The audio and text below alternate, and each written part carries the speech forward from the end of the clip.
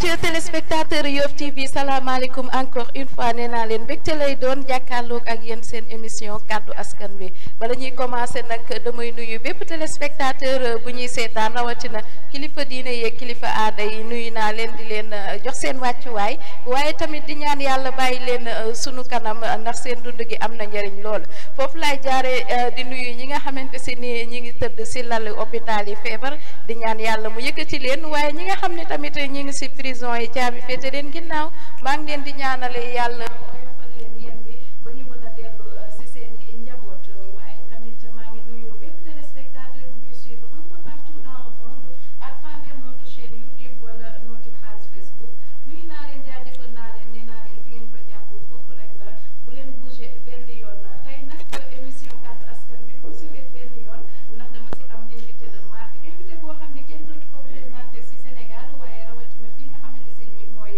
Yoff bala may jàll ci invité bi nag tey nag mbégte la ak contentement bokk ak plateau sama consoeur muy Fifi maa ngi lay nuyu bu baax di la dalal di la wax dalal ak yàlla ma bàyyi la ko nuyu téléspectateur yi présenté Thiat maa ngi lay ziar bu baax a baax di nuyu ñuy seetaan à travers Yoff TV international di nuyu tamit suñu invité bi di ñaanal sëriñ yi yëpp yal na leen yàlla bàyyi fii ci kanam di ñaanal tamit ñu nekk ci hôpital yi yal na suuf astafurlah yàlla waaw yal na leen yàlla yëkkati di ñaanal tamit ñu nekk tamit ci prison yi tamit yal na leen yàlla génne foofu te lu tax ñu dugg ci tamit yal na leen yàlla jubbanti di ñaanal ñëpp bàyyiwuma kenn di ñëw tamit suñu invité bi tamit.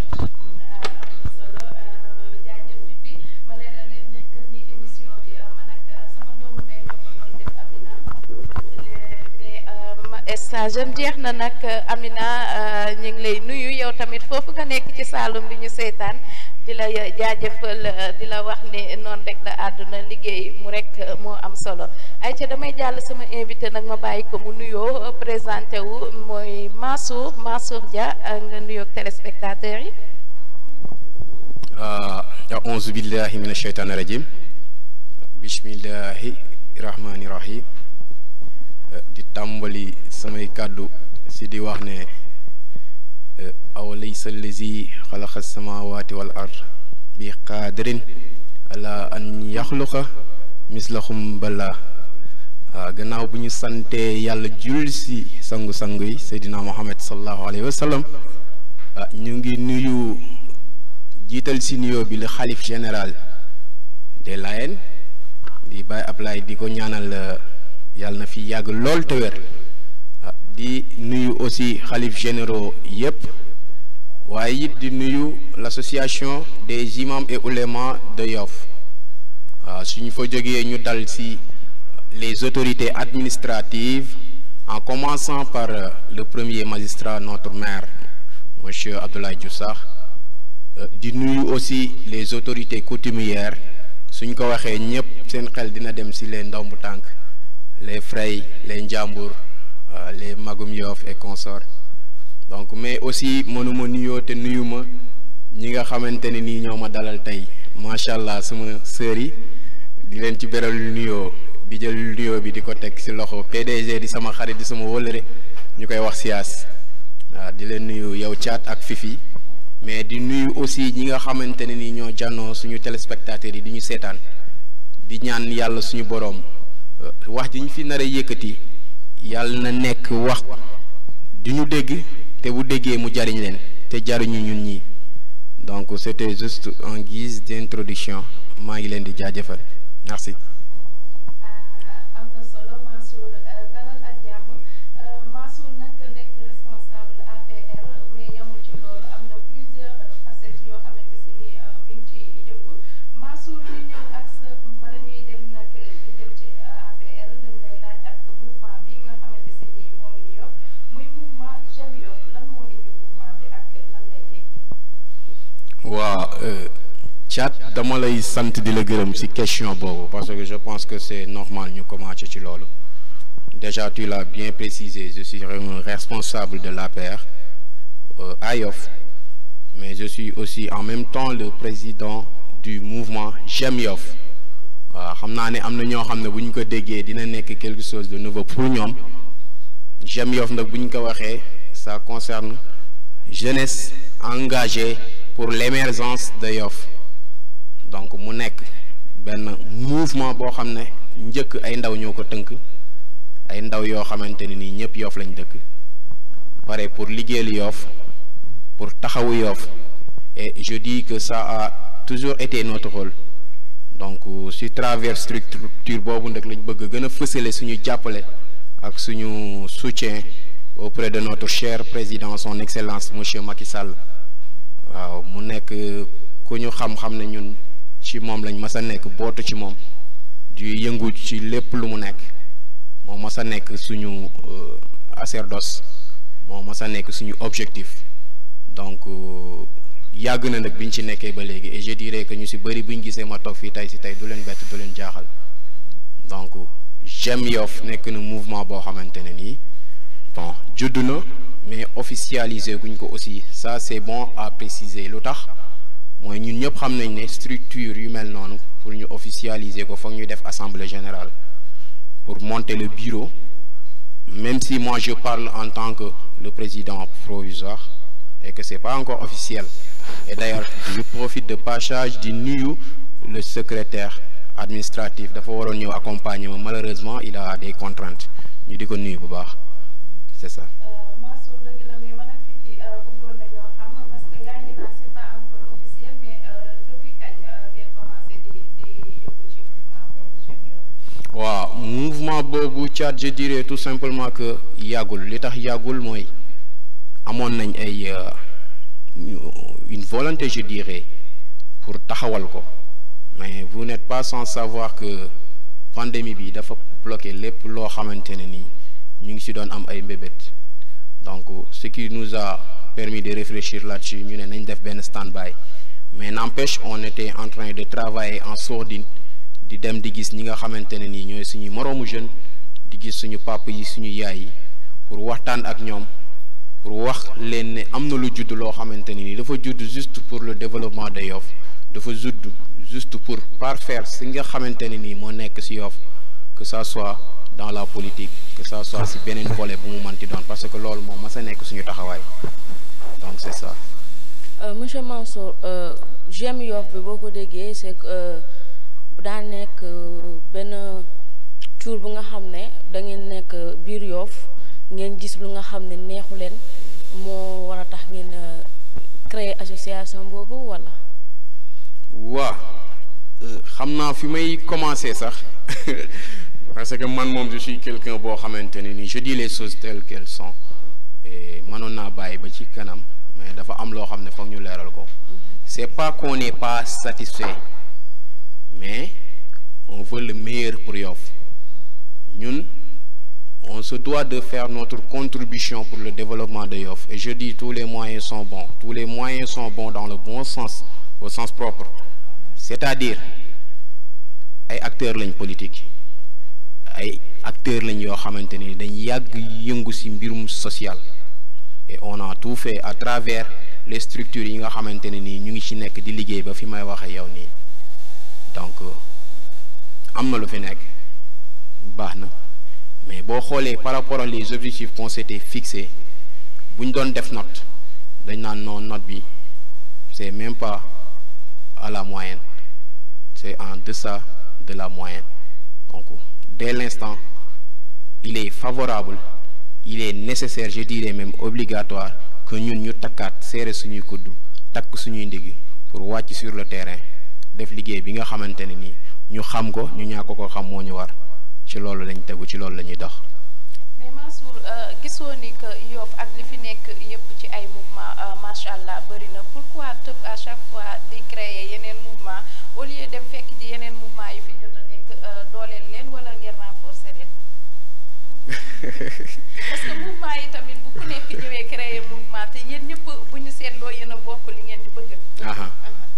en tout cas question bu ma neex nga poser foofu Thiat lu tax mooy dama ne branche yi lu ñu bari ci garab gi rek lañ jóge et je me dis que c'est de bonne guerre tey si tey ma am benn Thiat am benn Fifi bu ma représenté moo xam Xombol la moo xam Kër Madiambal merci beaucoup je dirais même Fongolemi. Fifi mooy dem Fongolemi man du ma dem Fongolemi. non peu importe l'essentiel mooy ngeen ñëw ngeen ànd ak man ñu liggéey. donc ce que je voulais dire mooy loolu yëpp benn say la mooy que ne autant de mouvements qui existent l'essentiel ce qui importe mooy ñoom ñëpp ñu xam objectif bi leen boole c'est un objectif commun et objectif boobu du lenn lu dul ndamal le président Macky Sall et ndamal le président Macky Sall mooy ndamul Sénégal. mais tamit foogoon ni tamit le fait que ku nekk di créer mouvement am est-ce que loolu tamit bu yàggee population di dem di naan ñi seen bopp moo leen fi tax a toog est-ce que du yëfu politique moo tax ñuy jéem a créer tamit mouvement yu bëri parce que bu dee yéen yëpp Yoff moo leen tax a jóg pourquoi pas comme Thiat nu mu ko waxee sànq ni ngeen booloo doon benn pour ngeen mën a développer seen gox. bon fii foofu dama naan xaw na am nuance à mon entendement par rapport à ce questionnement li tax mooy mouvement yi man yi ma xam yëpp on entretient de très bonnes relations dañuy diisoo dañuy wootante dañuy demalante di jëflante bu rafet dara ñaaw ci. Maintenant si tu me disais par exemple que am na ñuy taxawal mouvement ne dafa am luñ bëgg di dem di jàdd di bàyyi yoon boobu di dem di def leneen lu bokkul ak la ñu waxante woon ak askan bi ak population bi là je te dirais ça nécessite une réflexion ou bien ça nécessite vraiment ñu taxaw jam ci baaraam xool fu jafe-jafe bi féete mais man pour man autant de mouvement yu mën a juddu na juddu mais ñu xam seen objectif lan la Yoff moo ciy gagné très franchement. mais Mansour en tant que acteur politique responsable politique mais tamit responsable provisoire ci mouvement bi nga xam ne mooy J'aime Yoff yow lan mooy sa projet futur ci Yoff. waaw des projets futurs pour Yoff bon je ne pourrais pas trahir et vous m'excusez peut-être pour certains le mot trahison c'est un peu voilà quoi lourd mais dafa am ay nit yu ma nekk di liggéeyal ak ñoom ma nekk ci comme je dis d'habitude maa ci gën a xeebu maa ci gën a ndaw et ñu yabal ma pour ma ñëw wax mais dinaa ñëw wax mais c'est pas que ne je rentre dans les fonds du sujet mais lii ma la mën a partager mooy on a des projets yoo xamante ne nii si toutefois ñu demoon ba officialiser suñu mouvement mais ñi dinañ xam à travers suñu programme yi ñu am J'aime Yoff li ko yëkkati li ko motiver donc très franchement j'aimerais pas trop may anticiper comme on dit mettre les charrues avant les bœufs waaw. mais pas J'aime Yoff mais en tant que APR yéen ak liggéey boo xamante se ni jot ngeen comme ça ñu xool ñu ne lii de APR ñoo ko fi def lii mouvement Mansour Dia moo ko fi def est-ce que loolu am na wala yéen a ngi ci wala bu bokkul mouvement J'aime Yoff parce que J'aime Yoff mënuñu si sori parce que nee nga c'est pas encore réalisé c'est juste provisoire comme ça nii donc officiel lagul donc duñ ci mën a sori ci loolu je te l'accorde parce que c'est un projet en cours mais en tant que responsable APR yéen lan ngeen taxawal fii Yoff. waaw en fait Thiat loolu bari na en tant que responsable APR liñ taxawal ci Yoff bari na li tax bari na mooy que ne on a eu pas mal d'activités surtout concernant la situation présentement à savoir la pandémie déjà man je me suis dit que en tant que habitant de la commune particulièrement à Yoff Layène je me dois dans un premier temps ma dem sama quartier ma joxe fa sama xam-xam joxe fa sama doole et je dis que ne le comité Covid force Covid bu Layène comité Layène bi ñu ngi may dégg donc dem nañ foofu ñu def ay sensibilisation dès l'apparition de la pandémie bi def nañ ci liggéey bu mucc ayib et je profite vraiment de passage di leen nuyu ñoom équipe boobu yëpp commençant par def ay distribution de produits sanitaires yoo xamante ne ni y avait des bonnes volontés yu ñu ci doon jàppale ak aussi les autorités administratives ñu def ci liggéey boo xamante ne ni vraiment yàlla dafa def foofu dama fa def ay contacts yoo xamante ne nii ñun ñoo xamante ne nii Yoff rek leen ñor même si biñ koy posé c'était dans le sens du quartier mais vraiment ñun ñu déterminé ñoo xam ne seen engagement sax jéggi nañ ñun man je dirais suñu engagement donc loolu mooy la première chose qui a été fait beneen bi aussi mooy bi mbir bi duggee rek man je jugé nécessaire que ne même bu dee ñaari nit am na ñu may suivre sama famille ñu ngi fi et que feebar bi épargné wul kenn donc def naa benn vidéo boo xamante ne ni en live la ma partagé ko ci réseaux sociaux yi et ñit ñi vraiment apprécier ko beneen bi nga xamante ne nii moo ci toftalu parce que dañ wax naa ko tout à l'heure donc dañ bokk ci ay instances du parti comme lu ci mel ni COJER de Dakar ñu def fa foofu aussi liggéey boo xamante ne nii on a eu à faire dans le cadre du département de Dakar donc ñu def ay sensibilisation def ay distribution de kits sanitaires donc ak yeneen yoo xamante ne nii def nañ ko ci casquette yi nga xamante ne nii aussi yàlla mu ngi ko teg ci suñu ndodd donc je dis que ne très franchement bu dul ne côté pandémie bi aussi on a eu à vraiment organiser des activités yoo xamante ne nii ça va dans le sens du social donc social bu ñu ko waxee ñun ñëpp xam nañ jamono ji même boo seetloo ci ki nga xamante ne ñun moom lañ àndal ci politique day wax ne jamono ji nekkatul jamono politique wala sax boo bëggee réussir en politique li gën a gaaw mooy nga def social et je me dis que ne ñun loolu bokk na ci li ñu gën a motiver à ce que ñu def politique mooy fexe ba suñu am di jàmm yi suñu moroom yi nga xamante ne nii ñoom ñoo jotewul ci ni état di fonctionner ci ni gouvernement di fonctionner ci ni nga xamante ne ni commune noonu lay fonctionner ñun ñi nga xam ne yàlla dimbali nañu ñu am jàng bi walla ñu am expérience bi ñu fexe ñooñu noonu lii seen cër walla lii seen wàllu ñu dem jëli ko xeex ko indi leen ko ñu jariñoo ko. gis nañu tamit pandémie bu mu dugg see daa xaw a indi ay jafe-jafe torop ci milieu scolaire bi gis nañu ko daaw école daa gaaw a tëj ren tamit ñu gis tamit ñu ngi xaw a am ay problème te gis nañu tamit les enfants sont tout le temps exposés ban taxawaay ngeen taxaw pour venir en aide école yi ak xale yi di nekk biir Yoff. waaw foofu aussi Fifi je pense que réponse bi ma jox chat lay xaw a brosser waat tuuti rek mooy boo xoolee suñu frères yi nga xamante ne nii ñoom ñoo nekk ci école bi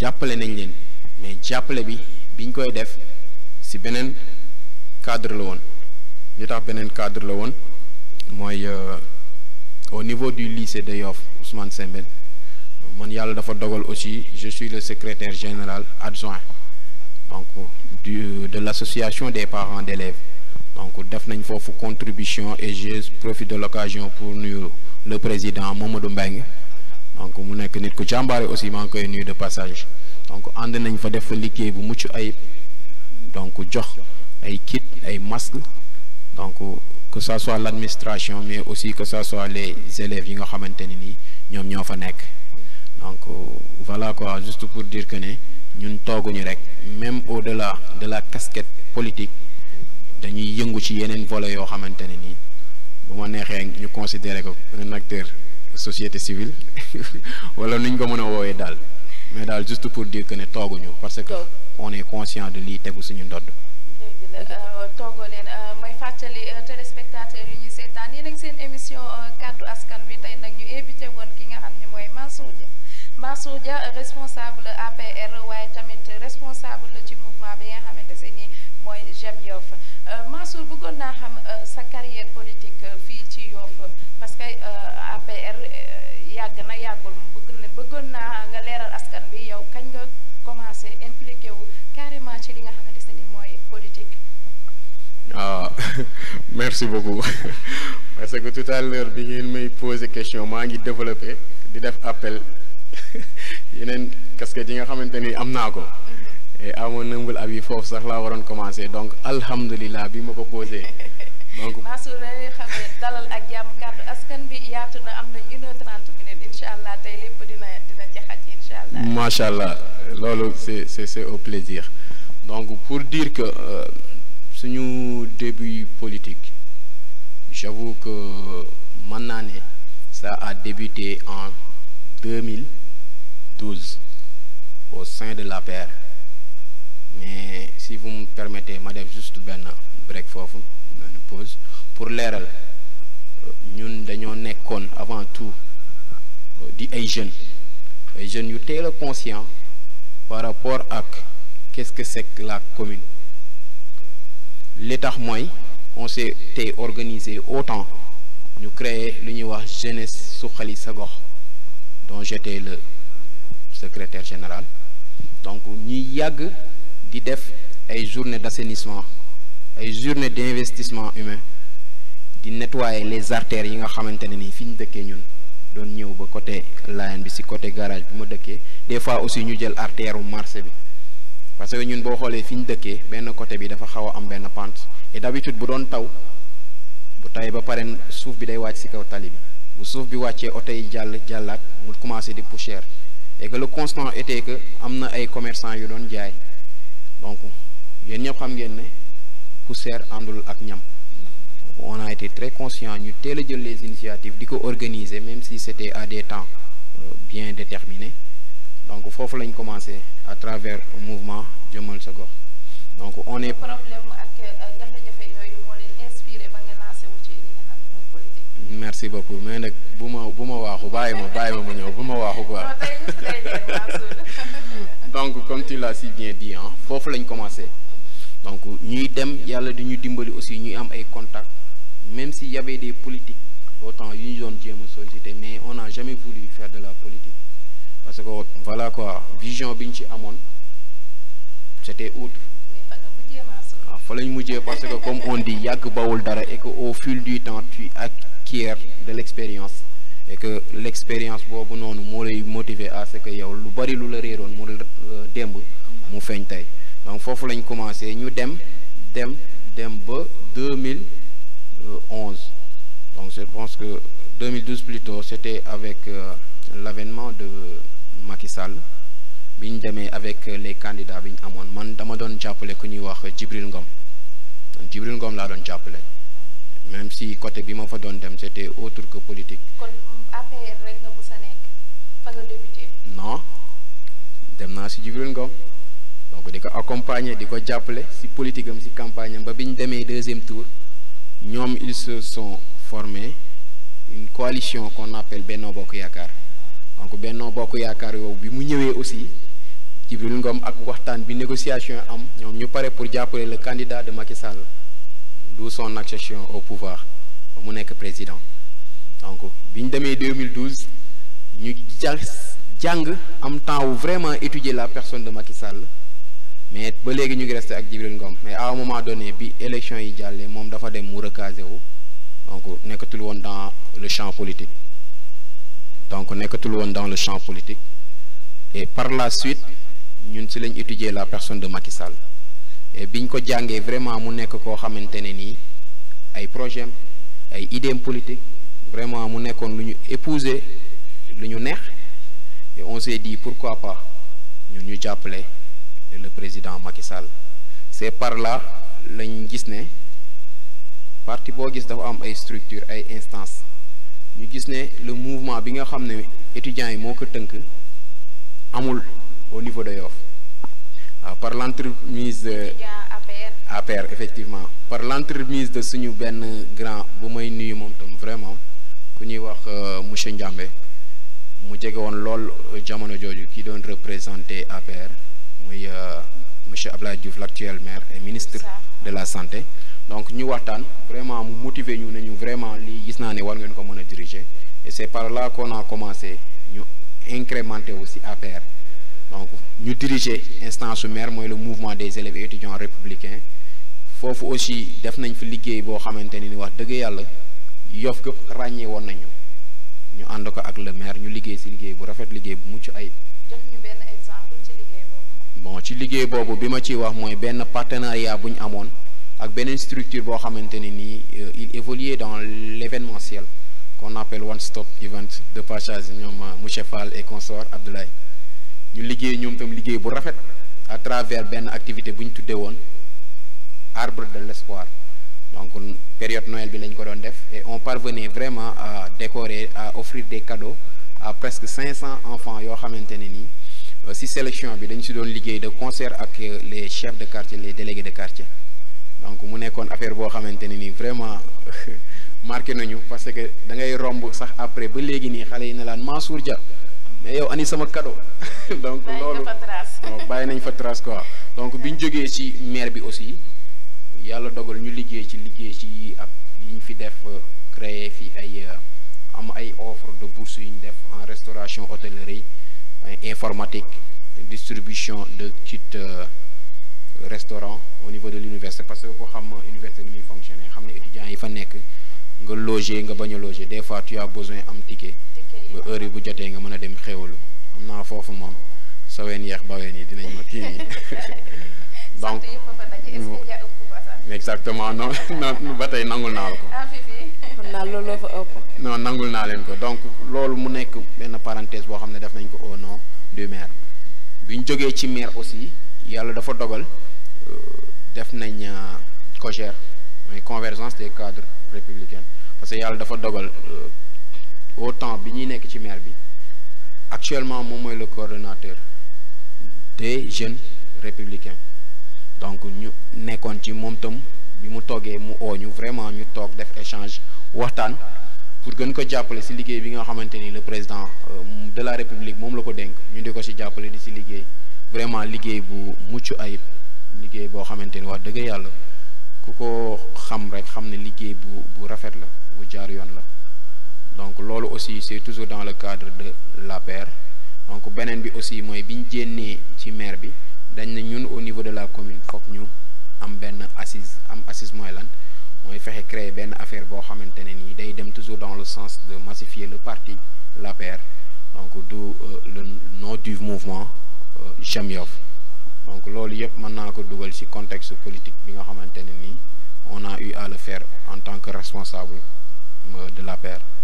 Mansour, yooyu yëpp am na solo parce que c'est toujours œuvrer pour le social, mais en tant que jeune lan ngeen bala may jàll ci fifi bëggoon naa xam tamit li nga xam ne mooy emploi des jeunes ndax jot ngeen ci am na jeunes yoo xam ne yéen jot ngeen leen a wutal liggéey fii wala créé ngi am leen ay taxawaay yoo xamante si ni ay recruter ngeen ay jeunes rawatina yu dëkk fii Yoff nekk fa di liggéey wala. waaw fifi loolu boo ma ko laajee toujours damay dellu ci moment bi nga xamante ne nii j'ai été le coordonnateur du mouvement des élèves et étudiants républicains. lu tax mooy foofu lañ gis ne liggéey bi ñu fa liggéey vraiment nekk na liggéey bu remarquable. Je le dis pas parce que comme on dit am na wax joo xam ne boo ko waxee ñenn ñi ils vont se dire que yow tu te vantes alors que masul nekk suñuy idéologie masul nekk sax suñu xel mais jàppale nañ ay jeunes man bi ma ci gën a remarqué mooy dafa am ñaari élèves yoo xamante ne ni seen wéyjur dafa làqu woon te seen yaay bi fi desoon loxoom jotul woon ginnaaw à travers le mouvement lañ ñëw ñu xamal ñu ko ma def enquête ba xam ñan la déplacé wu ak sama adjoint à savoir monsieur Leyti Senghor que je salue de passage ñu dem seeti leen waxtaan ak ñoom mais bi ñu waxtaanee ak ñoom aussi ñu jéem ci pexe yàlla dimbali ñu ci may ñu ci ndam mooy kenn ki mu ngi doon def 4e te école bi mu nekkoon da doon fay donc ñu accompagner ko ba mu def bagam mu astafirullah ba mu def BFM donc mu réussir BFM bi te kooku ba léegi nii dañuy déggante dañuy échanger yaay ji aussi on garde de très bonnes relations keneen ki aussi il était dans les mêmes conditions moom aussi parents mi loxoom jotul woon gannaawam donc biñ ko yëgee aussi lañ ci taxaw vraiment jàppale ko mais kooku formation en restauration la doon def récemment ñu ngi déggante mu ne ma woo nañ ko pour stage bu mu doon def mais loolu c'était bien avant la pandémie au niveau d'un hôtel de la place donc loolu mooy li ma ci gën a remarqué beneen bi aussi mooy kem ni ma la ko waxee mooy jàppale nañ ay nit yu bari ci politique bi ay jeunes yu bari ci politique bi yoo xamante ni ne se reste par conseil par orientation parce que nit ki nga jàppale ko du nga jox ko liggéey wala nga jox ko xaalis je pense que nit ki nga jàppale ko mooy mu réer nga gindi ko orienté ko conseiller ko ba mu retrouver son chemin donc loolu aussi vraiment def nañ ko beneen bi aussi mooy pas plus tard que l'année passée ñun dañ am benn base de données boo xamante ne nii instance yi jaar yëpp dañ ko répertorier par exemple quand de par les contacts yi ñu am parce que aussi yàlla dimbali nañu dafa am ay autorité dafa am ay kilifa yoo xamante ne nii ñu ngi ci nguur gi dañuy jàppalante bi mooy des fois ñu ñenn ñi gis poste wooñu nañu est-ce que am ngeen CV nangam bu ko defee ñun aussi ñu xool suñu base de données kuñ ci mën a jàppale ñu jàppale ko loolu yàlla bon je dirais pas quota mooy man yow ni ma la xamee yow Thiaba nga xam ma caat maa ngi jégalu nga xam ma donc nga yëg ne maa ngi yëngu ci mouvement tel wala ci association tel et que damay am ay demandes des fois yu may ay sollicitations et tu me dis que ne Mansour bon man de gis naa fii benn affaire donc man aussi ma xool sama base de données ma jël ko jox la ko et comme j'ai dit pas plus tard que l'année passée am na kenn koo xamante ne nii dugal nañ ko fa ñu embauché que CDI xam naa ne mu may dégg duñ jaar ci turam parce que li ñuy def yëpp dañ ci bëgg a sutura mais daal encore une fois pour vous dire que on est engagé en politique juste pour taxaw doomu aadama yi et là si tu me permets ma leeral ñun dañ nekk ñoo xam ne yàlla daf ñu nattoo ay wéjur yoo xam ne li ñu jàngal leen rek la loo yor même bu dee benn boo gisee sa morom bu ko gën a bëgg summeekul nga jox ko moo xam nit yére la moo xam lu mu manti doon donc bi ñuy dugg ci politique aussi loolu rek moo ñu ci dugal mooy ñu fexe képp kuñ ci mën a dimbali te yàlla rek a tax te jaamu ci yàlla ñu def ko donc loolu bu ñu ko defee aussi vraiment day nekk quelque chose boo xamante ne ñun dañ koy yëg au fond de notre être.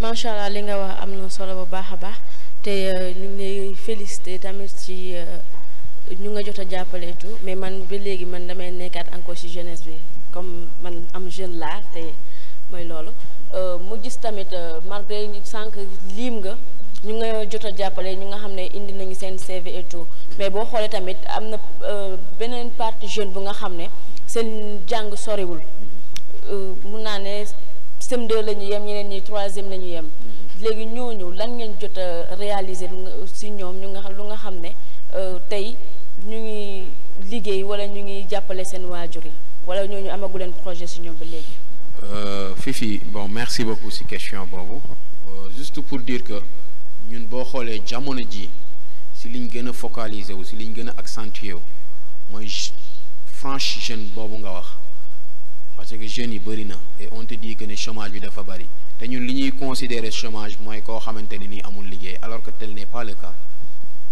donc chômeur mooy quelqu'un qui est diplômé et qui ne parvient pas à avoir un boulot maintenant ñun li tax ma ne foofu la ñu accentuer wu suñu liggéey mooy dañuy fexe xale bi nga xamante ne nii amul benn formation professionnelle amul benn diplôme amul benn compétence ñun ñu jël la ñu dugal la ci circuit yi nga xamante ne nii fa lañ lay former te bu ma nee circuit yi bari na ay programmes yoo xamante ni le président Macky Sall daf ko def pour jàppale ndaw yooyu et je peux citer lu ci mel ni 3FPT loolu nekk na projet boo xamante ne nii fonds pour la formation professionnelle et technique donc day jàppale xale yi nga xamante ne ni amuñu benn formation mu former leen former boo xamante ne ni yow on te demande rien du tout. boobu day jël nombre parce que boo xoolee temps yi tamit jeunes yi la plupart ñu jot a génn mooy ñu nga xam ne am ñu xëy. effectivement. waaw et là je dirais que dafa am benn problème bu am mooy lan mooy jeunes yi je dirais pas tout le monde mais ñu ci bëri ils ne s'informent pas là où il faut.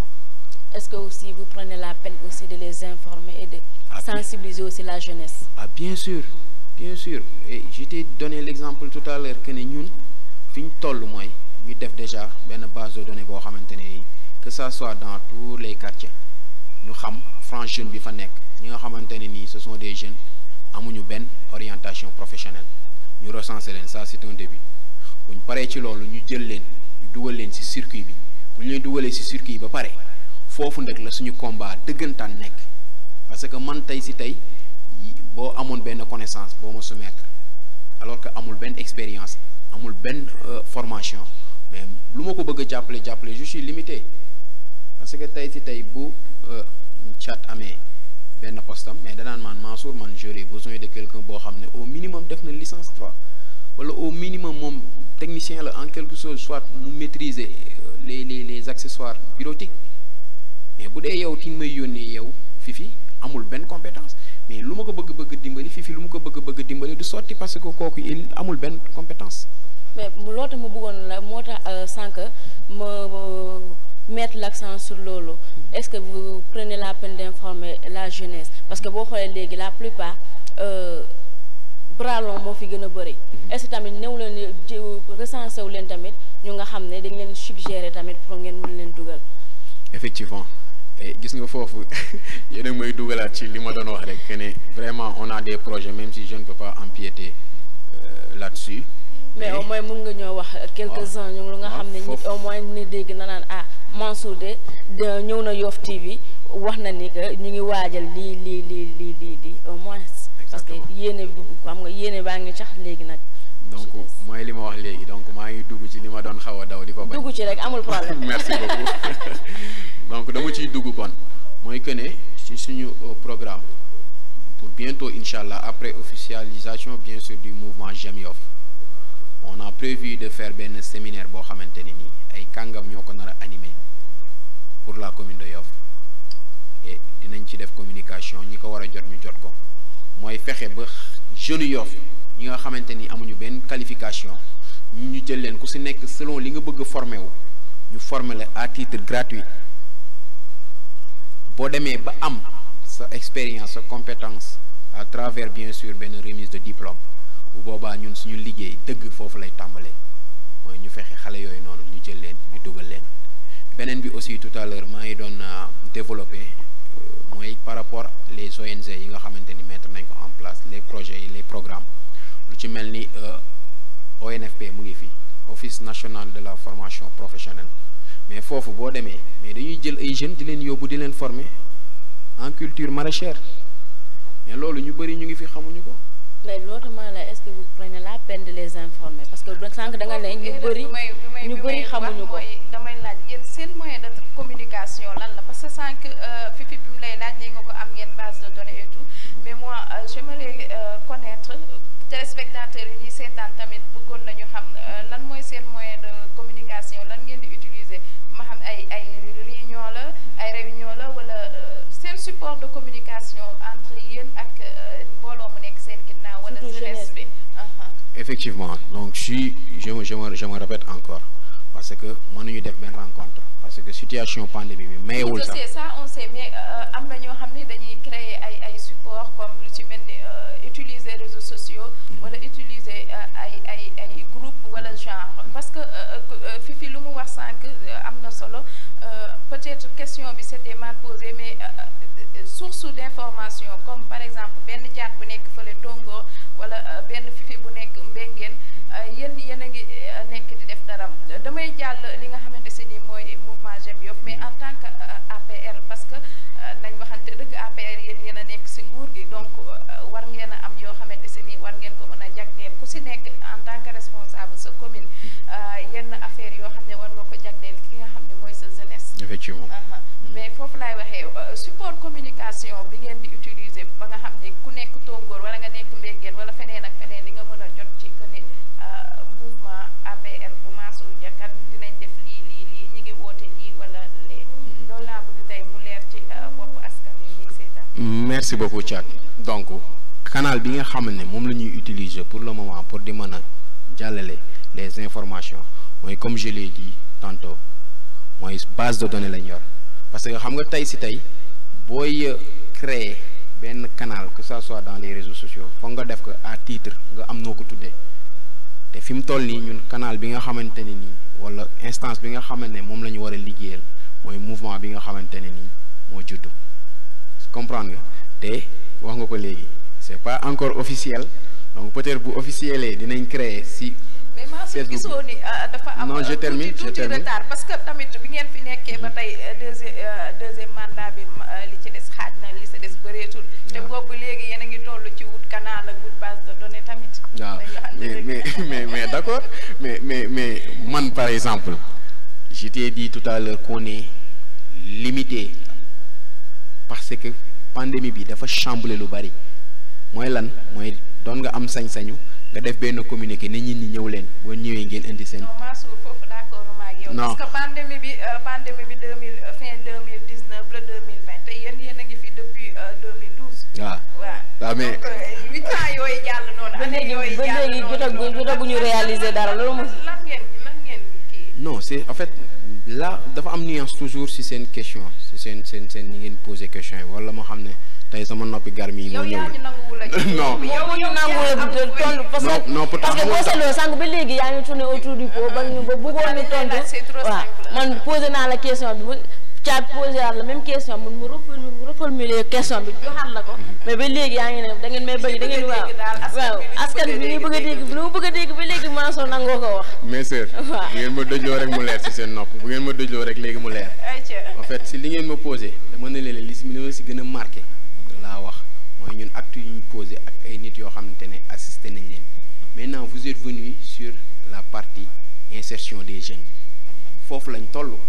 mais on avait commencé en amont te ñu ngi ko doon réussir mais format bi ñuy jógi nii man foofu laa nekk di leen expliquer au nom du mouvement J'aime Yoff mais au-delà de ça mais am na yeneen liggéey yoo xamante ne ni yeneen jàppale yoo xam ne jàppale nañ ko ay nit ñu am insertion mais man quand je parle je me réfère en tant que mouvement J'aime Yoff c'est que foofu lañ amul man ak yéen foofu lañ amee. non man sànq waxoon naa la li nga xamante si ni mooy mouvement J'aime Yoff dañ koy teg ne parce que nee nga c'est pas encore officiel donc c'est un projet qui est en cours et c'est un projet à long terme. tout à fait donc du ñu sori ci loolu donc dañuy instant bi dañuy wax en tant que sa casquette politique.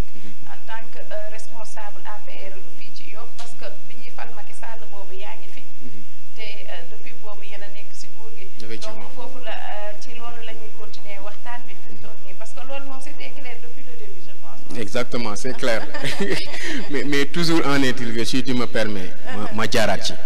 mooy que ne bu dee côté emploi ñun on a cessé di assister suñu frères yi suñu sœurs yi que ça soit les diplômés que ça soit les non diplômés maintenant dafa am benn mbir mu bees buñ teg te loolu buñ koy teg pour liggéey si on le fera au nom du mouvement.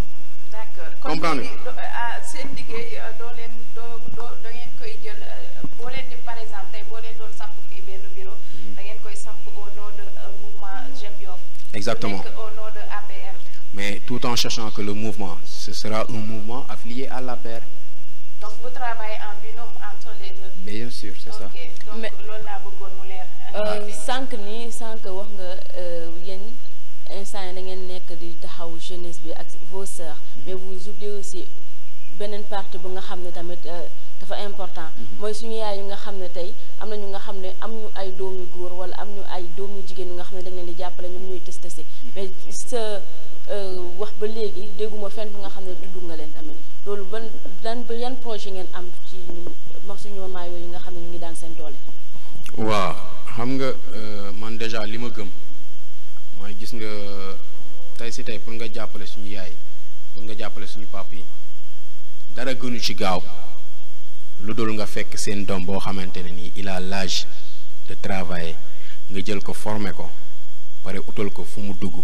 et si amuñu xale bu nga xam ne il n'a pas l'âge de travailler. merci beaucoup là c'est un autre projet parce que ñun fi ñu jëm nii le mouvement c'est entre guillemets accentué vers la jeunesse mais fi ñu jëm ñun bàyyi ñu mag bàyyi ñu xale parce que man mi di wax ak yow j'ai des grandes sœurs et je sais que ne ñun ñëpp xam nañ ce qui est en train de se faire ce qui est en train de se passer actuellement dans le monde entier mooy les temps sont durs la crise c'est mondial donc je pense que suñu yaay je prends l'exemple ñi nga xam ne seen wërsëg ci géej bi lañ koy yaakaare gis ngeen ni muy demee dañuy yor seen benn paan yor seen table di ci taaba di ci yaakaar man am na ñeneen ñoo xamante ne ni ñu ngi ci culture maraîchère bi am na ci ñeneen ñoo xamante ne ni góorgóorlu nañ ganu organiser wu en association wala groupement féminin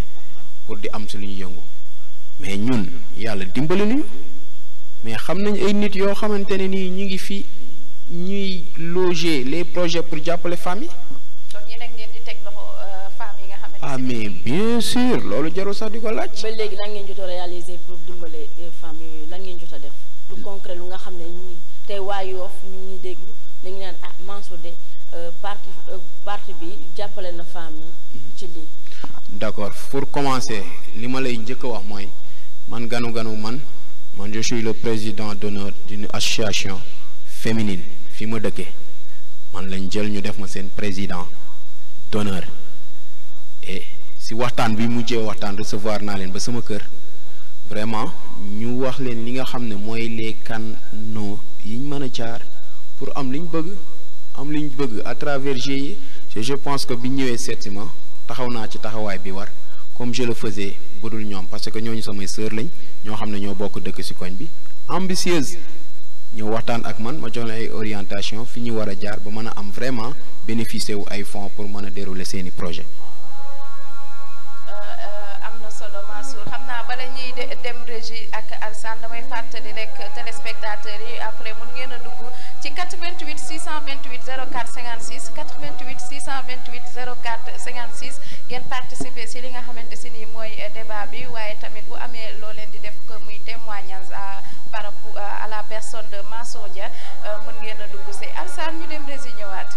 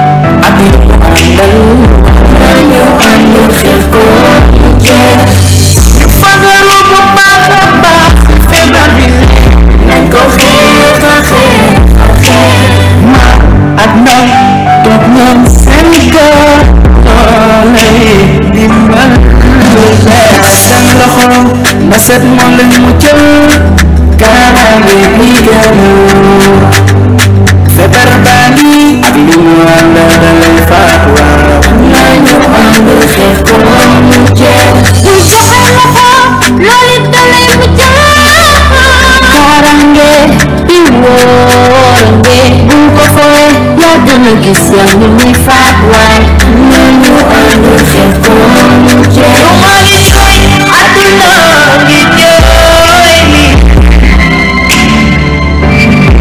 Kirisnya lupa senyum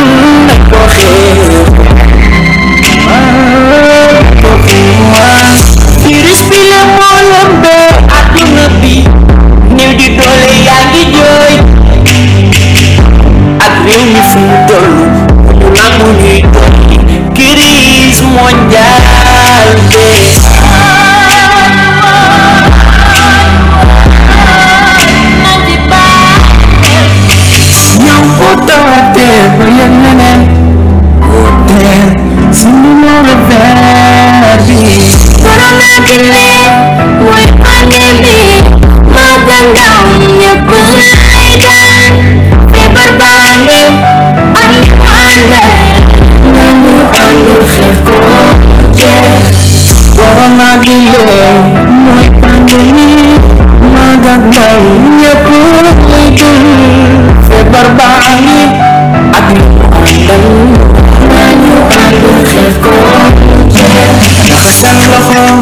Set molen mucho cara de ligado Febarbani Abilu anda dalam fatwa Nanyo anda kheko mucho Rasanya mulai dan Tolengin segar Febarbani Abilu anda dalam fatwa Nanyo anda kheko mucho Olok wa wi sedir nit ñu bari ñu di dee virus bi jël alwir ñëpp gis ni ñu jeex Italie sin France Amérique jëm Sénégal crise économique nañ ko moytu bu mu taal. The best production.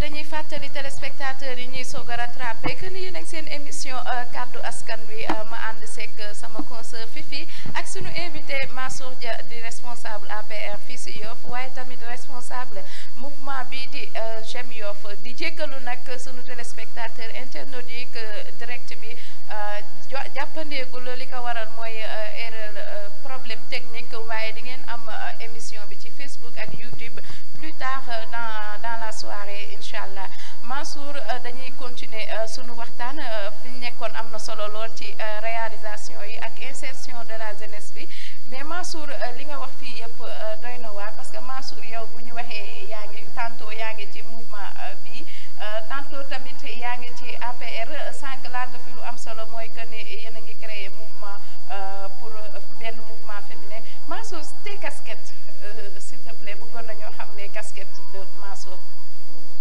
Voilà, donc pour revenir par rapport aux casquettes de la je dirais tout d'abord, comme vous le savez, je suis le président du mouvement. Je suis aussi le vice-président du conseil départemental des Almadies. Des Almadies. Je suis le vice-président. En même temps, comme je dis, de l'association des parents d'élèves. Donc, comme je disais, j'ai plusieurs casquettes. La première, je me permets de dire que je suis le président du mouvement J'aime Yoff, même si c'est provisoire. Je suis aussi le vice-président du conseil départemental, non, plutôt du conseil des arrondissements des Almadies. Donc je suis le vice-président. Je suis aussi le secrétaire général adjoint de l'association des parents d'élèves du lycée Ousmane Sembène de Yoff. Donc mis à part ça aussi, je suis le président de l'association Jeunesse Suxali Sa Gox. Mansour, est-ce que duñu mujjee jox tamit réew mi en tant que président de la République parce que yow mouvement yi nga kii yëpp boo nekkul président macha allah doon responsable est-ce que duñu góorgóorlu rek jox la réew mi 2024. waaw am naa ne boobu sànni xeer la ndax man ndaw président Macky Sall rek laa. non macha allah casquette yi macha allah kon waaw macha allah boo ne ma woon peut-être dans l'avenir ma ne waaw mais fi mu toll nii ñun suñu liggéey yëpp mooy vraiment fexe accompagner le président Macky Sall dans vraiment tâche bi nga xamante ne nii diis na ci moom lool ndax jiite am réew du ay caaxaan du ay fo jiite am réew. du ay caaxaan du ay fo Macky Sall pour c'est-à-dire parce que dama ne la pour élection 2024 tu me parles d'accompagner le président donc vous comptez participer aux élections wala nan la fa demee noonu. waaw mooy li may wax rek am naa ne sa yéene daa rafet lool ci man mais ñun fi mu toll nii suñuy ambition mooy jaar fi ñu war a jaar comme ni ko anglais bi di waxee step by step.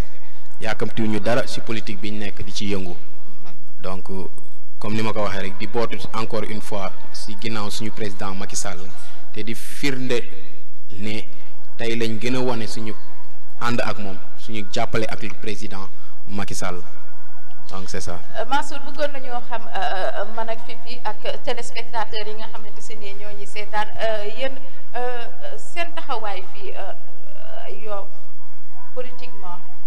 seen taxawaay doole ji fu mu toll ak problème yi ak inconvénients yooyu bëgg nañoon xam ko daal parce que nekkul waa Yoff rek ñoo ñuy seetaan on est suivi un peu partout à Dakar sur le territoire national bëggoon nañu xam nga leeralal ñu tamit yow instant bi ak fi réew mi toll seen taxawaay politiquement parlant. bon xam naa ne pour loolu mu mën ko leeral ba mu leer seen bopp mooy faudra comprendre que nit mën nga bokk ci parti nekk un militant simple mais nit mën nga bokk ci parti nga nekk koo xamante ne nii da nga koy officialiser de par structure boo xam ne da nga koy jiite parce que parti bu nekk dafa am ay instance donc te booy wax da nga war a waxe ci instance su parti boobu noonu donc ñun fi mu toll nii li ma la wax suñu ambition bi mooy canal boobu noonu nga xam ne mu ngi en vue ñu war ci taxaw ànd Cheikh suñuy nit quand je dis ànd ci ak suñuy nit mooy que ne fi may wax ak yow nii tout à l'heure maa ngi doon sàcc sax di ci avancer mooy ñu ngi travailler en sourdine à travers les 14 quartiers yi nekk ci Yoff fu ci nekk présentement am nañ fa représentant ñu ngi waxtaan ak ñoom ñu ngi organiser wu et xam naa ne sax scoop lay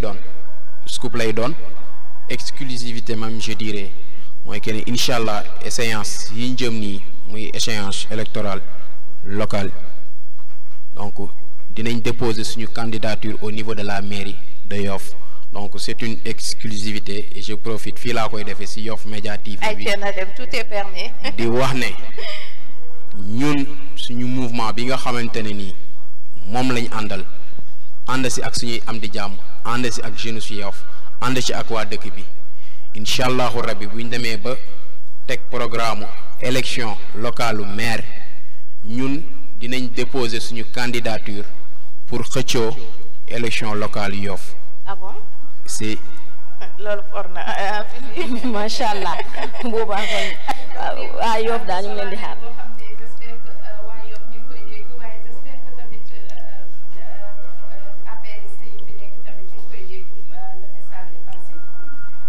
mais merci beaucoup hein merci lu tax merci mooy que ne li may wax rek dans la vie nit foog nga am ambition xam li nga bëgg xam fi nga jëm et je dirais que ñun yàlla def na ci politique yàgguñu ci mais am nañ ci expérience waaw ci doxalin seq nañu ak nit ñi jàmm et je pense que on est en démocratie dans la mesure que nit ki li mu bëgg sañ na taxaw wax ko tàllal ay loxoom ñaan ñi nga xamante ne nii ñoom ñoo war a taxawee mbir moomu noonu ñu jàppale ñu accompagner ñu parce que ay ndaw lañ rek waaw ay ndaw lañ et am ay nit yoo xamante ne nii ñu ngi séq ak ñoom que ça soit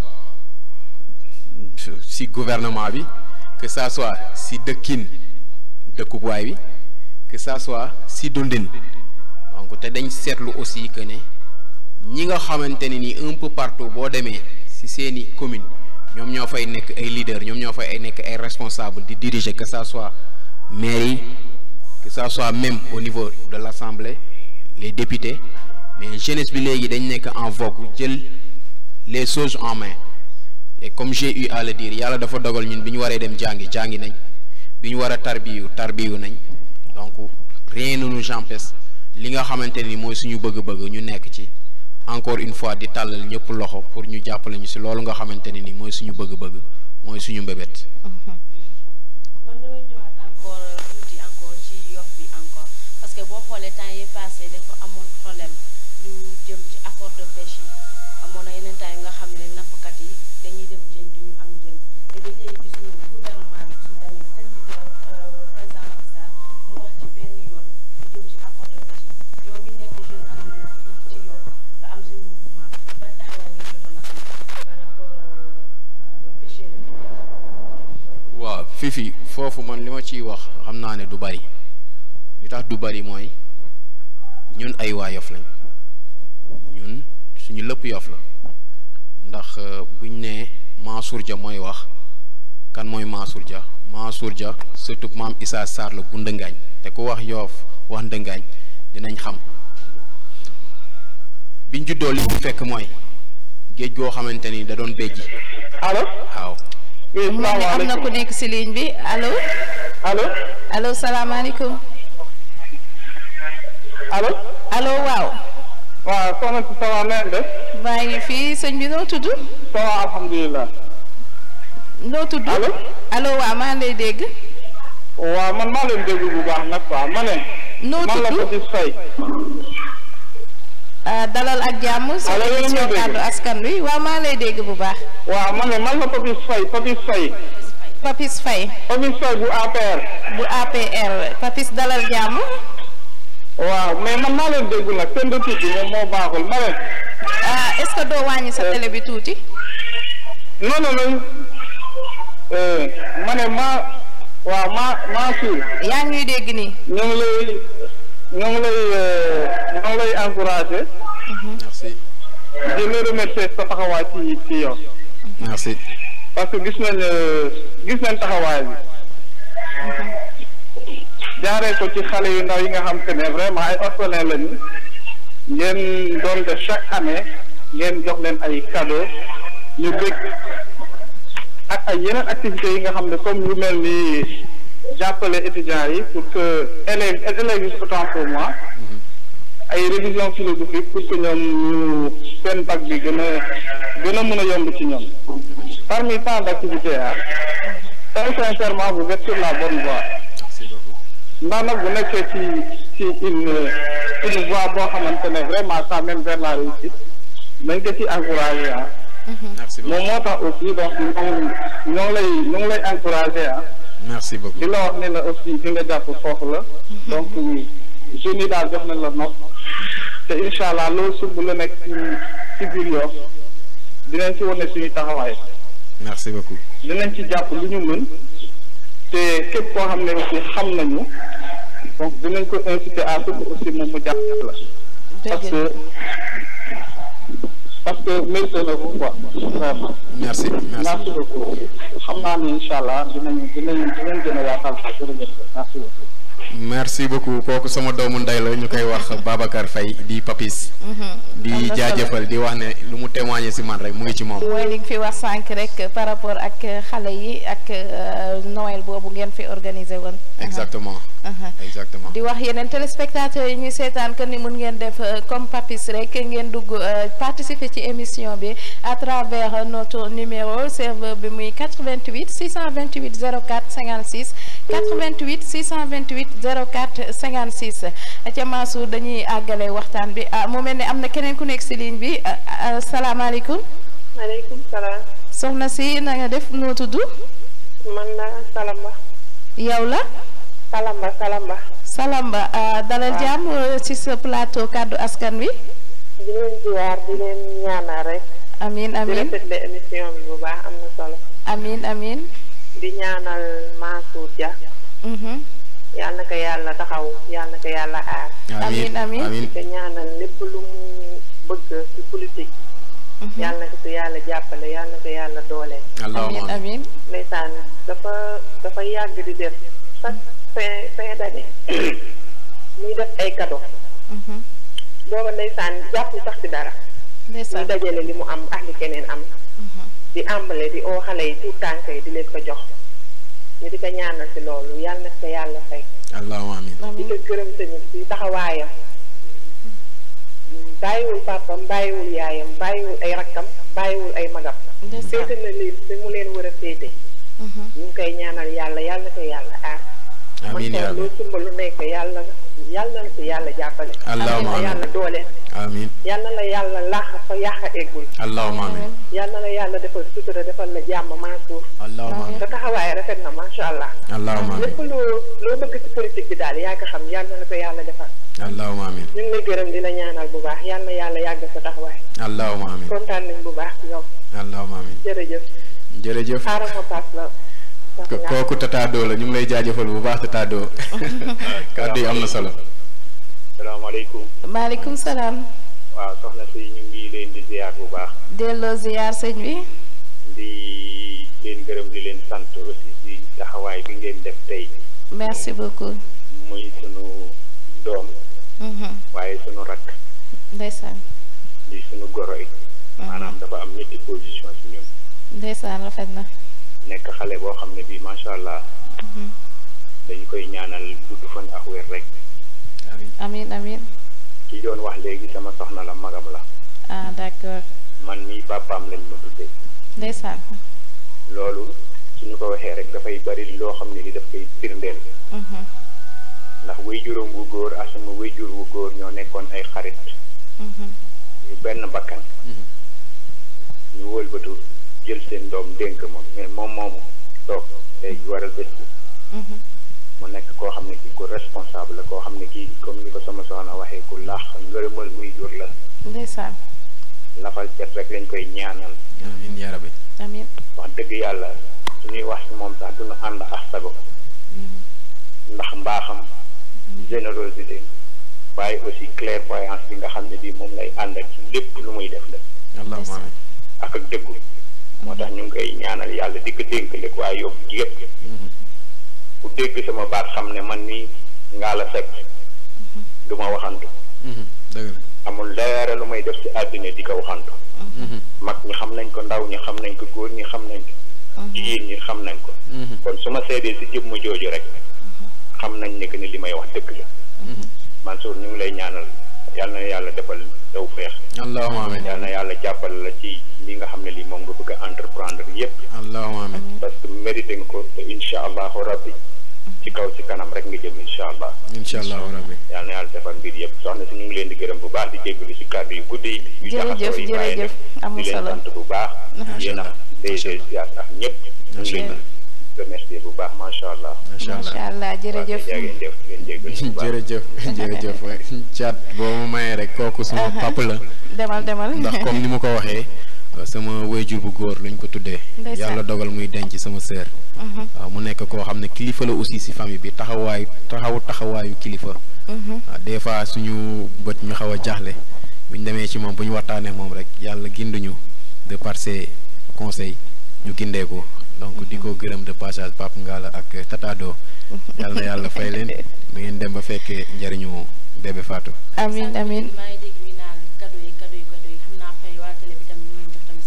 amul benn souci là je m'engage y a aucun souci.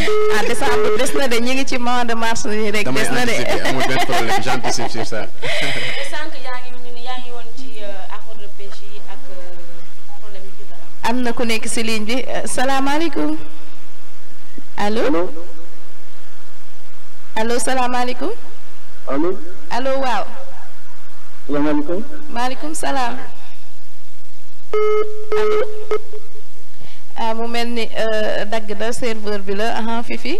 sànq maa ngi woon ci accord de pêche yi. waaw j'ai pris bonne note et que maa ngi ci ligne de conduite yi parce que question bi nga posé c'était par rapport ak accord de pêche yi li ma nekkoon di wax mooy que ne ñun Yoff lañ dëkk li ñu fekke suñuy temps wu xale mooy géej gi da doon béj mooy à chaque fois boo doon dem da ngay am jën waaw da ngay tëmb du sori nga dem jàpp jën nga indi te jën amoon na amin boo xamante ne nii buñ teeree gaal li ñuy jëkk a def mooy xool ñi nga xamante ne nii ñooy famille bi ñu génne seen dawal teg man yàlla dafa dogal dama amoon suma papa koo xamante ne nii papa la suñu ndax suñu mag la si suñuy papa ku ñuy wax Baye Souleymane Dia ñun dañ doon ñëw foofu noonu bu ñëwee mu jël sooy wala mu jël mbuus yabal ñu nañu dem leen donc loolu lu ñu fi fekk la maintenant boo comparé ak li xew léegi effectivement y a un problème mooy boo xoolee léegi ressources yi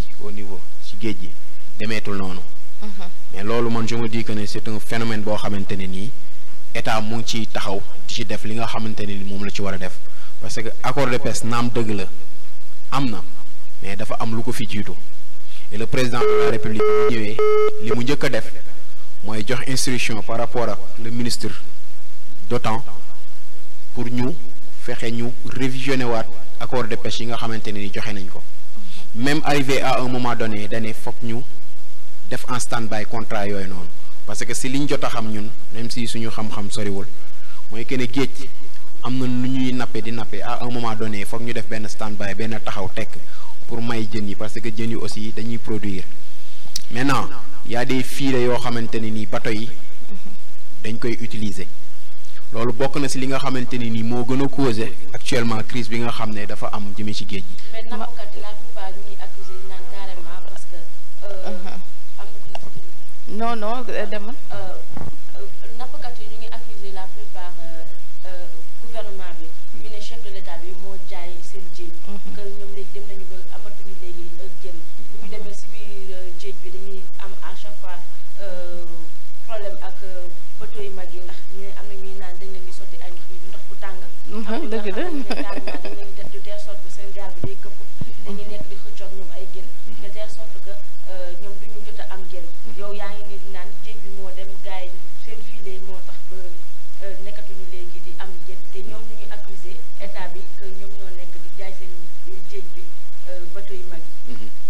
En fait, Fifi, là, je dirais que tu ne m'as pas suivi par rapport à ma démarche. J'ai, dans un premier temps, fait le constat. Constat bi mooy lan mooy que ne effectivement changement am na par rapport ak ñun bi ñu nekk xale li ñu fi fekkoon. Maintenant, j'étais en train de développer par rapport ak la cause lan moo waral loolu. Et je t'ai cité un exemple parmi les autres exemples. napp gu bëri gi. Non, napp bi ak façon bi ñuy nappe parce que am na xeetu napp boo xamante ne nii boo ko defee jeunes yu ndaw yi nga xamante ni ñoo war a produire dans 2 ans dans 3 ans yow da nga leen di faat da nga leen di faagaagal et bu boobaa ñoom duñ am temps wu màgg. est-ce que manque de moyens waralul tamit façon nappin boobu. waaw non j'en arrive à seen question bi donc je pense que damay dem au fur et à mesure ñu comprendre fi ma jëm parce que bu ñu ma dogee rek peut-être comme dañ fi toog pour leeral téléspectateurs yi mën nañ gën a jaxasoo seen bopp. Donc je disais que benn psychologie mooy façon bi ñuy nappe mooy am na ay xeetu napp yoo xam ne boo ko nappee jën yu ndaw yi nga xamante ni ñoom ñoo war a màgg dañuy dee. Maintenant je pense que c'est là où on a besoin de l'État. Pour lan mooy mu fexe ba kuñ jox contrat ne la am nga sañ-sañu nga napp mais ñu wax la ne xeetu napp bi boo koy def nii ak nii ak nii nga koy defee. Aussi ñu fexe ñu limiter contrat yi ñi ñu koy jox ñan la parce que faut pas aussi se leurrer la face ñun ni ñuy nangoo ay nit. contrat national yi wala international. International d'une manière générale. non contrat international. parce que bu ñu ko waxee. salaamaaleykum. mel ni am na ku nekk ci ligne bi allo. salaamaaleykum. maaleykum salaam. sëñ bi noo tudd. tur bi nag dama koy leb. da ngay leb kañ nga koy fay. waaw maa leen di nuyu yoon ñi toog ci plateau bi yëpp. ñu ngi lay fay di la wax dalal ak jàmm.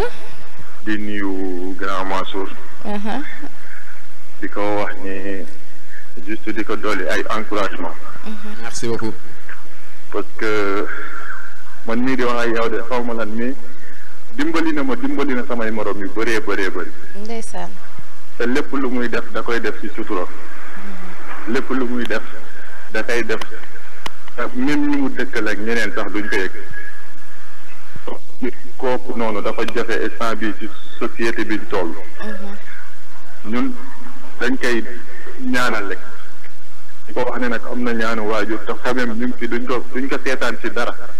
macha allah di ko wax ne macha allah kontaan nañ te lépp lu mu dugg incha allah ñun pare nañ pour jàppale ko wasalaamaaleykum wa rahmatulah.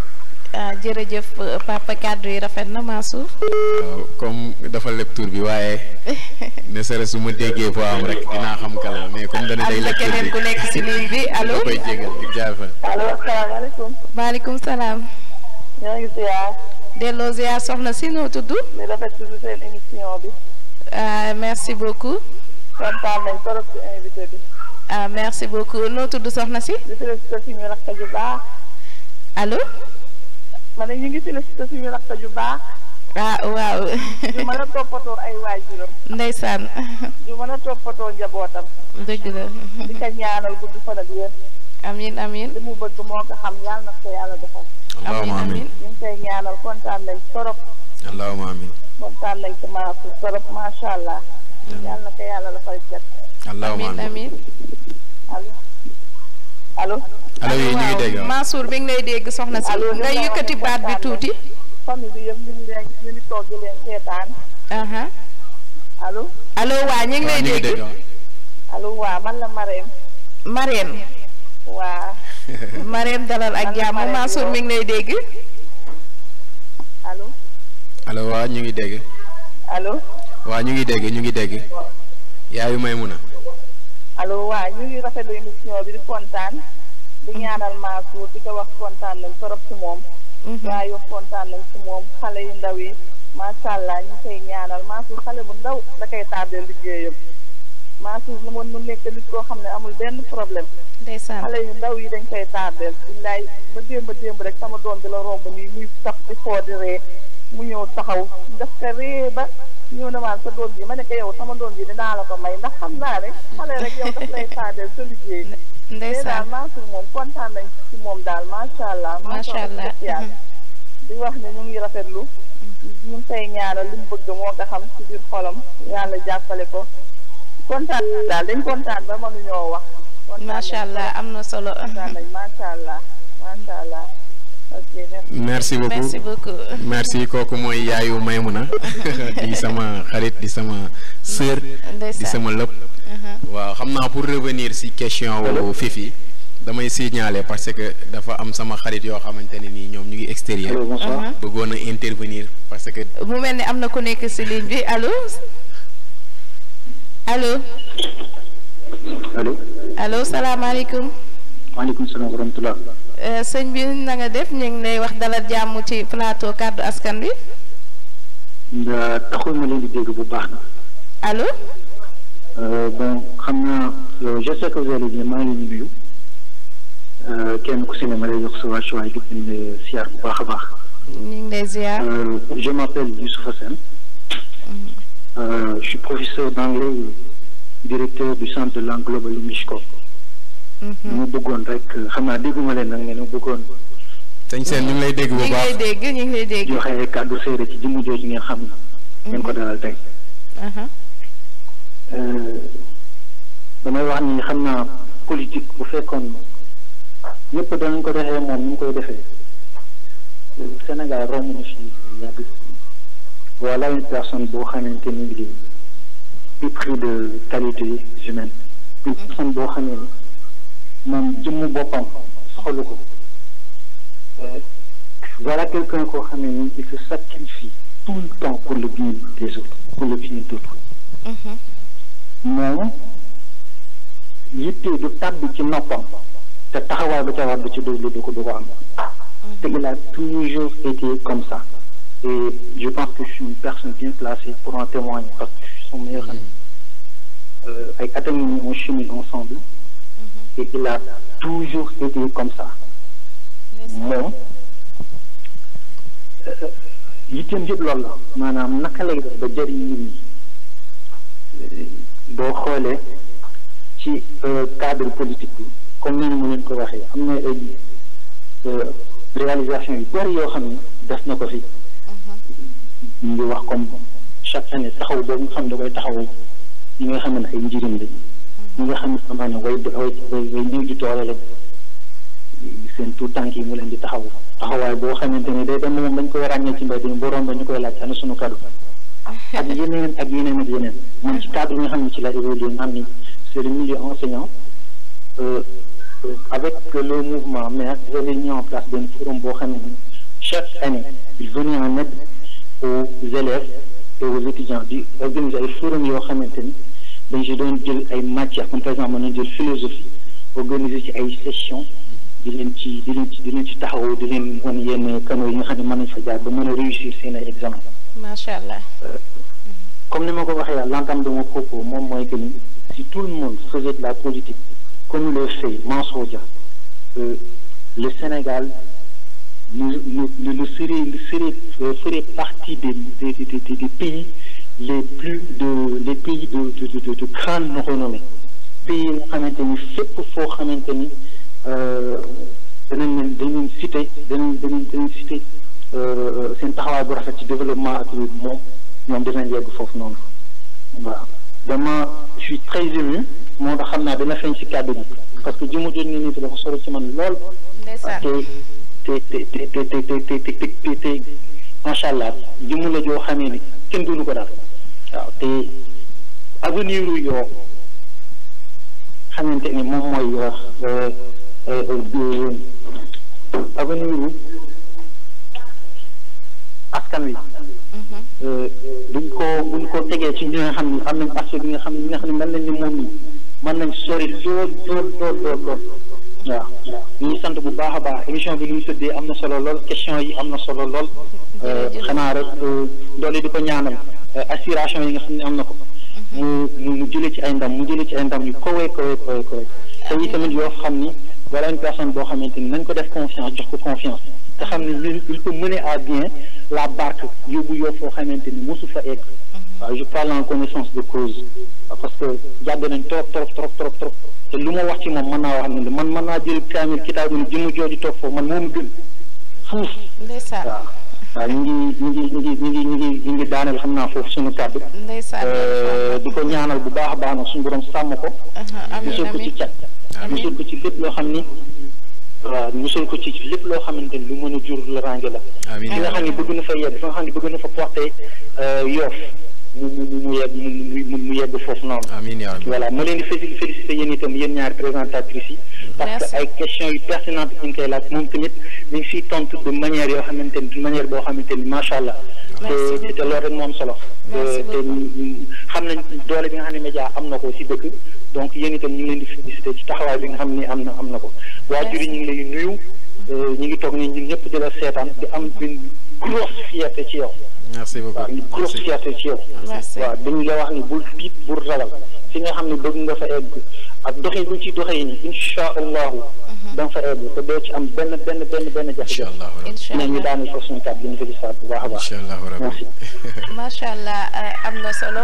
en tout cas merci kooku mooy Teacher Sène ñu di ko wax Youssoufa Sène waaw mu nekk benn professeur d'anglais nekk aussi directeur global English waaw nekk koo xam ne day dispatcher ay cours en anglais que ça soit anglais commercial xeetu anglais daal boo bëgg rek da koy def donc di wax ne sama xarit la aussi sama genn wàll la sama nit la ndeysaan te lu mu témoigner si man rek man dama ne si moom la nekk waaw donc di la jaajëfal encore une fois kàddu bi lañ wax voilà di la jaajëfal di nuyu aussi suñu waajur yi à travers Pape Mori Sène ak Mère Ndeye ñu ngi leen di nuyu baax. dëgg am na solo Mansour mu mel ni liñ fi jot a wax am na solo am na ku nekk si ligne bi salaamaaleykum. maaleykum salaam. sëñ bi ñu ngi lay nuyu di la wax dalal jàmm bienvenue si sa plateau kaddu askan wi. waaw merci bien ñu ngi leen di remercier aussi ci invitation bi ñu invité suñu doomu ndey. merci beaucoup Mansour Dia. donc mu nekk koo xam ne ñoo ne depuis ba léegi ñooy ànd di ànd def politique depuis son entrée en politique ñooy nekk. ndeysaan donc moo nekk da ngeen invité un leader. sëñ bi tur bi nan la le sens de la mesure et de la responsabilité. boo xam ne li mu def yow ba léegi bu fi yemoon sax mu neex parce que déjà boo xoolee ci côté scolaire bi à chaque année dañuy organiser nañ de l'espoir loo xam ne dañuy primer les élèves ñi xam ñoo nekk ci primaire bi en collaboration avec les chefs de quartier ainsi que les professeurs qui sont au niveau du lycée de Yoff. ndeysaan ñu jógee ci loolu même temps aussi def organiser des journées d'orientation pour les nouveaux bacheliers qui sont en ligne de tir di leen jox ay kits de tickets pour risque de sortie et autant de choses autant de réalisations xam ne def nañ ko au niveau de mention mu nekk koo xam ne bu demee un homme généreux koo xam ne un philanthrope en quelque sorte je dirais koo xam ne bëgg nit ñi moo gënal lépp mun ta gaan soo seul dëkk mooy ne mun ta gaan ci kenn am du soom Yoff nag jaratu wax ce qu'on a posé mooy maire Yoff lañ soxla ak leneen parce que si nit ki fi nekk mi ngi liggéey dañ ci yokk leneen il apporte sur toute personne au niveau de parce que on est jeune ba pare vraiment donc yow defal nañu loo xam ne ñoo ko war a delloo njukkal donc pour ne pas donc tirer en longueur maa ñu ngi lay remercier ñu ngi lay encouragé di la wax li nga teg sa tànk foofu la waaw li nga teg sa tànk foofu la te ñun ñëpp ñu sa ginnaaw mën naa ne yow ñëpp ñu sa ginnaaw te war nga loo xam ne même xale yi ngay daw yi xam nañ ci ko si yow donc ñu ngi lay remercier di la gën a ñaanal lépp loo xam ne bëgg nga ko ci yàlla na ko yàlla defal yokk la bëgg nga ko ci barke alxuraan en tout cas kontaan nañ kon yëpp ñu ngi toog di seetaan pour la première réunion ñu ngi toog di la seetaan ñu lay ñaanal nag li nga bëgg yaa xam yàlla na ko yàlla defal ci barke alxuraan amiin amiin yaa rabbal aalamiin Mansour am na solo mu mel ni comme lu ñuy wax rek buñ ne diw baax na fekk mbokk yaa ko wax waaye témoignage yi dëggal na loolu xam naa ni lu duuf si nag bi yëpp xaju si cin li te buñ ko naree jàppee ni xam naa ni suba fi la ñuy fekk Mansour. waaw Thiat dama lay dëggal loolu parce que li ma wax rek. ñu ngi may signalé am na ku nekk si ligne bi allo allo allo. daa mel ni ku nekk si ligne bi dem na Mansour témoignage yi loo ciy wax balaa ñuy dem ci dernier point bi. waaw balaa ñuy dugg ci dernier point yi rek je tenais juste à souligner que ne am na ay nit yu bari yu bëgg a dugg parce que dañ doon xaar pour suivre à travers réseaux sociaux yi mais jàllul en direct bi jàllul donc ñu ngi jéggalu aussi. parce que samay nit lañ bëggoon nañ vraiment def seen contribution wax seen xalaat ci émission bi. allo salaamaaleykum. maaleykum salaam. sëñ bi noo tudd. man la Elimane. Elimane bienvenue si sa plateau kaddu askan wi. merci beaucoup ndek si Mansour. allo. ma ne allo waaw. waaw dalal jàmm. man la Elimane direct si Mansour. Mansour mi ngi lay dégg. waaw Mansour. bon dañoo contacté moom vraiment. nekk na koo xamante ne nii bon grand frère la koo xamante ne nii macha allah am yooyu ñu dara nag sonn nañu benn yoon ndax mu ñu taxaw fu ne waaw lu ñu bëgg rek ñun di ko ñaanal yàlla gudd fan ak weex ñëpp ñu ngi toog di ko seetaan itam toll nii vraiment kontaan nañu si moom trop ñu ngi koy ñaanal nag ñu jëm moom moo ko xam li mu bëgg moom moo ko xam yàlla na ko yàlla defal. amiin moom xam na man xam naa lépp loo xam ne nii maa ngi ci nekk te jët du ma gën a bu dara duñu réeroo duñuy déggoo benn instant rek laa xam te ne nii mere na ma te moo xam na li may wax mais bon maa ngi ñaan yàlla ci kanam moom wax ñëpp ñi nga xam ne ñoo toog mu jéggal ma te moo xam na li may wax donc bon vraiment maa ngi defat l'émission bu baax ñu leen ñaanal yàlla nag émission bi ci kaw ca kanam ci lu baax incha allah yàlla baax na yàlla na yàlla defar jërëjëf merci beaucoup. Amin merci beaucoup merci Mansour. waaw sama jeune frère la ñu koy wax Saliou Dia Elimane donc di ko remercier ci dugg bi mu dugg ak témoignage yi mu def. donc comme je disais rek xam naa ne balaa ñuy dem ci dernier point bi donc ñu ngi jégalu ñi nga xam ne ñoo bëggoon dugg te yàlla mayu leen ñu dugg donc di revenir juste rek ci sa question bi ah on était en train de développer par rapport les accords de paix. asalaamaaleykum. mu mel ni am na ku nekk ci ligne bi salaamaaleykum. allo. allo waaw soxna si. allo. asalaamaaleykum. maaleykum salaam noo tudd. allo. allo ñu ngi lay dégg. soxna si allo ñu ngi lay dégg bu baax. allo. allo. allo waaw ñu ngi lay dégg allo. salaamaaleykum. maaleykum salaam.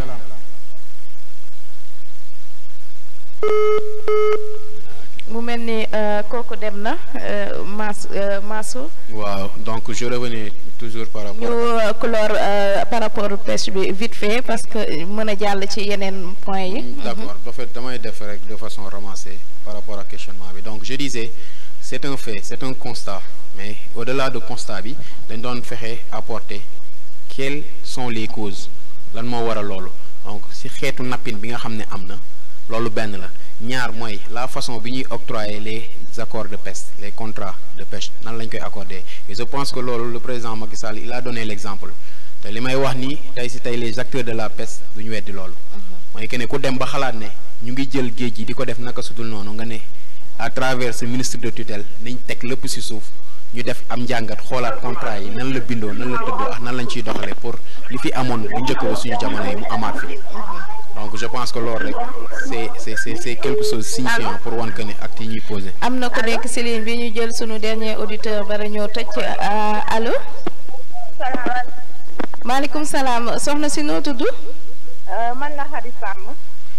dalal jàmm ci sa plateau kaddu askan wi. waaw ñu ngi leen di ziar. delloo ziar. rafetlu émission bi. merci beaucoup. ndax solo trop macha allah. dëgg la merci beaucoup. invité bi aussi muy Mansour macha allah. merci. ni ngi lay dégg. vraiment li muy oote nii yàlla na ko si yàlla dimbali. allahumma amiin mu yàgg bëgg la. allahumma amiin ba dara dara la ànd ak ay moroomam di taxaw jeunesse bu yow. waaye lu bëri mën nañ ko seede. kon li mu bëgg si politique bi yàlla na ko si yàlla jàppale ba mu avancé incha allah. allahumma amiin am na solo bu baax macha allah. macha allah quand même aussi kontaan nañ si moom trop ndax loolu dëgg na yàlla kenn jooyul leen fu mu yëg sa soxla dina si taxaw macha allah. macha allah moom du wax mukk manuma wala awma loolu moom du ne la awma minimum na si jàpp def si lu mu man wax dëgg na yàlla ko ñaan ko yàlla jàppale incha allah. amiin amiin. waaw kay jërëjëf. merci beaucoup. merci beaucoup. kooku mooy Badiane ñu ngi lay nuyu di la remercier bu baax. dëgg la am na solo waaye malheureusement notre émission tire à sa fin. di fàttaliku téléspectateurs yi ñu doon seetaan yéen a ngi woon seen émission kaddu askan. gërëm sama rakk jooju ñu invité foofu. waaw sant di ko gërëm di ko ñaanal yàlla gën a dëgëral taxawaay bi. waa di daal di kontaan daal ci moom ci wane suñu mbégte lool ndaxte wax dëgg yàlla li muy def ci famille bi la ko jëkkee. waaw lépp lu mu def rek da ko njëkkee ci famille.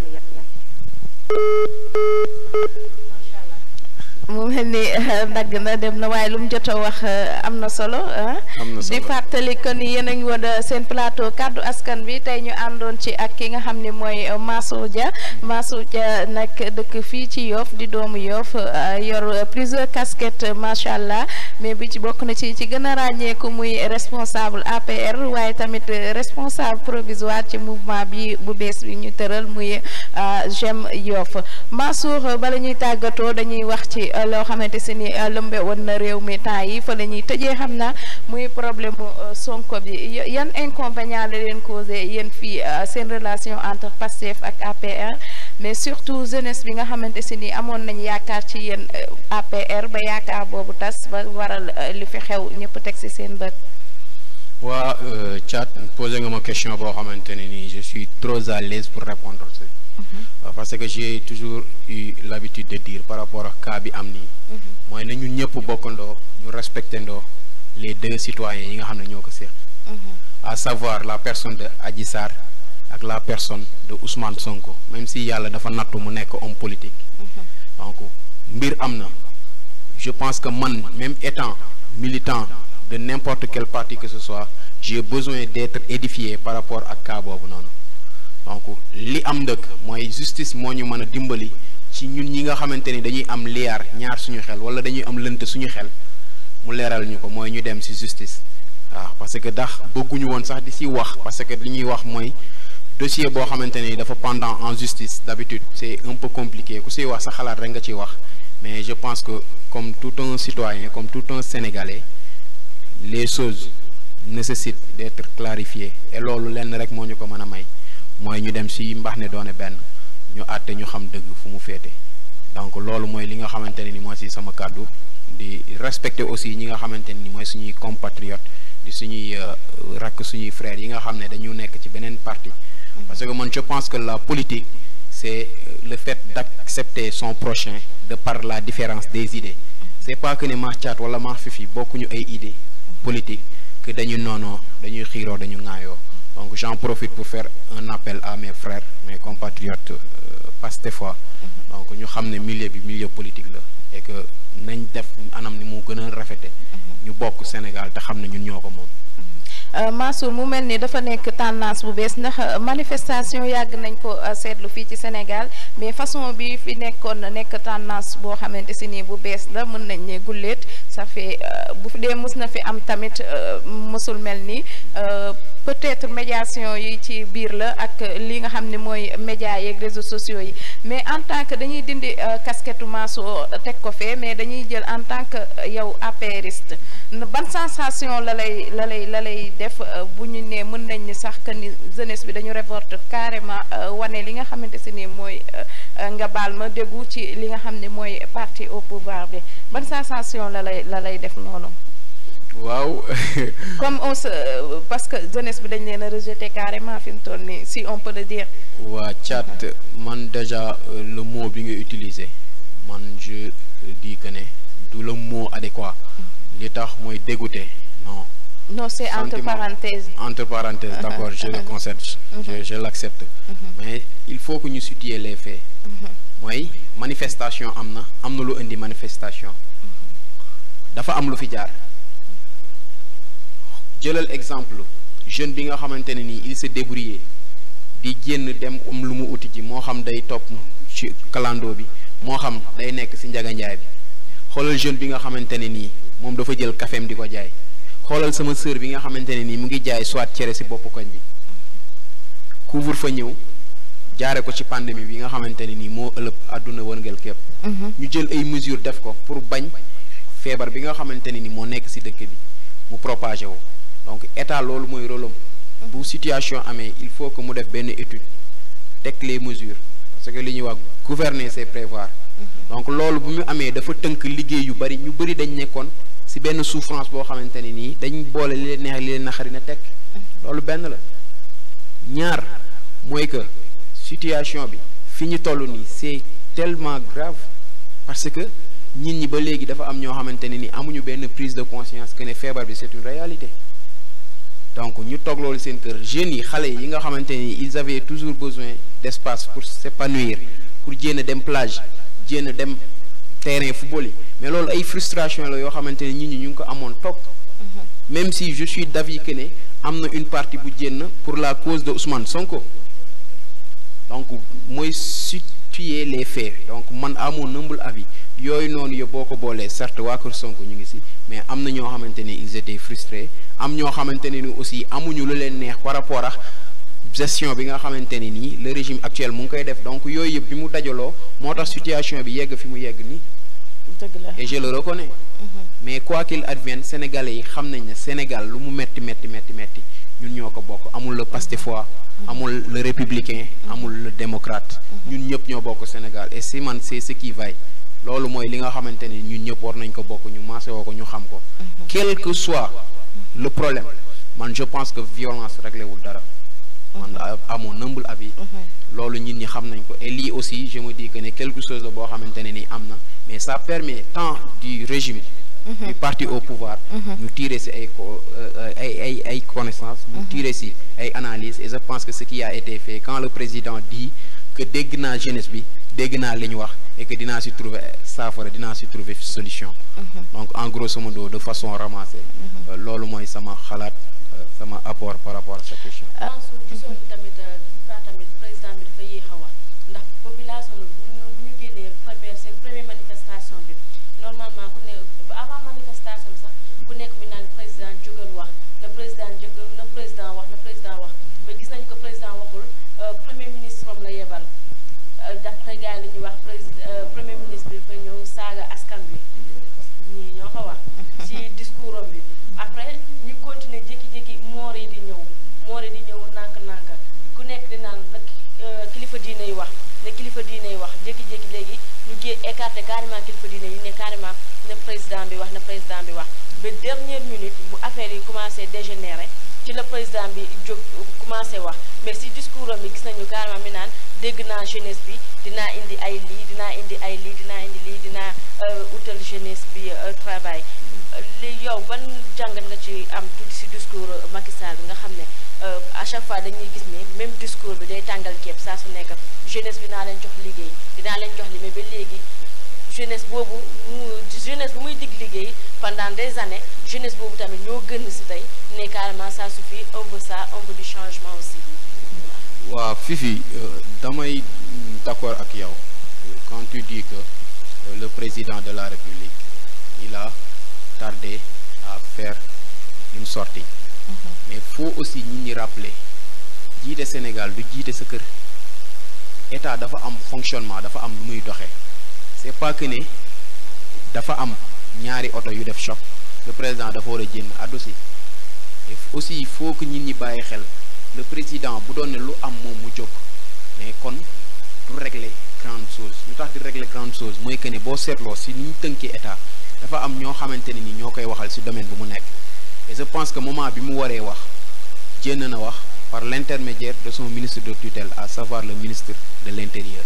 mais moment boobu noonu gars yi ñu gënoon xaar mooy pas le ministre mais le président en personne la ñuy daan xaar pour mu wax. waaw si cheminement bi ma nekk foofu laa doon jëm mooy que ne président du question que ne dara day am rek mu jénn donc dafa am ay ndaw yoo xamante ni ñoom ci pàcc bu mu mënti doon ñooñu ñoo koy jénnal ñu waxal ko ci pàcc bu mu mënti doon ñooñu ñoo koy taxawu représenter ko donc benno si toutefois ma avancé damay xaw a contredire par rapport ak li ma wax sànq mooy le cas ça revient toujours entre Ousmane Sonko et Adji Sarr et su ma si avancé damay contredire encore une fois sama bopp dossier bi am na actuellement mu ngi en cours de justice man je pense que le plus sage serait que ñu bàyyi justice mu dérouler ñu xam fu wànnet di mujjee ak ay bëtam.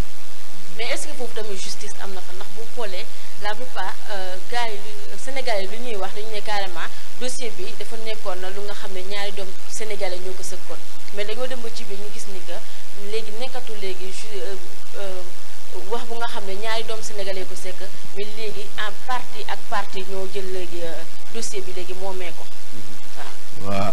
Fifi je me répète su ma waxee damay dugg ci ay détails te su ma duggee ci ay détails je me contredis et la raison voudrait que ma wat répété wu wax la li ma la waxoon sànq dossier bi mu ngi en cours de justice. xam naa boobu dañ koy mujjee jël lekk beral ko émission ndax xam naa ne loolu yëpp buñ ko naree yaatal encore une fois. duñ fi jóg. xalaat naa ko mais man bëggoon naa ko expliquer bu baax a baax na boo xoolee dossier bi nu muy doxalee ak nu muy déroulé day mel ni dossier bi. dëgg la mais malheureusement waxtu bi daf ñu dab Mansour mais bala ñuy tàggatoo bala ngay wax sa mot de la fin bëggoon naa nga wax ñu tuuti ci sa relation ak li nga xam ne mooy Pastef fii ci Yoff.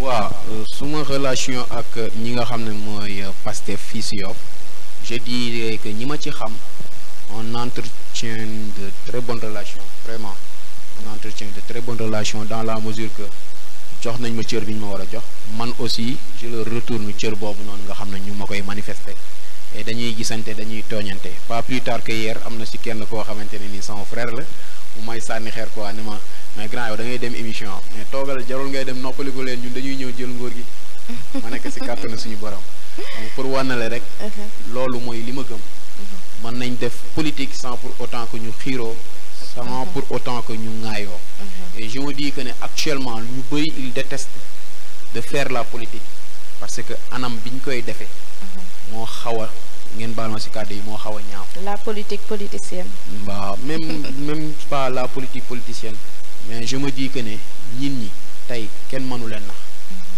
on a la bonne information on a l'information en temps et léegi foo nekk rek da ngay am possibilité nga am information fu mu mënti doon ci àdduna bi. léegi kenn mënut a def lu umpe. merci beaucoup te jeunesse bi ils sont éveillés. tant que jeunesse bi ñoo ngi fi rek. donc c'est ça et appel bi may def ci boobu mooy que ne des fois j'entends des gens wax non man je suis apolitique.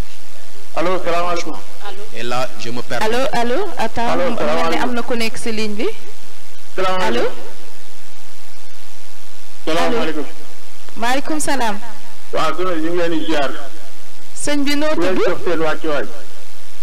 jërëjëf. waaw bëggoon wax ci Mansour Diop ngeen invité.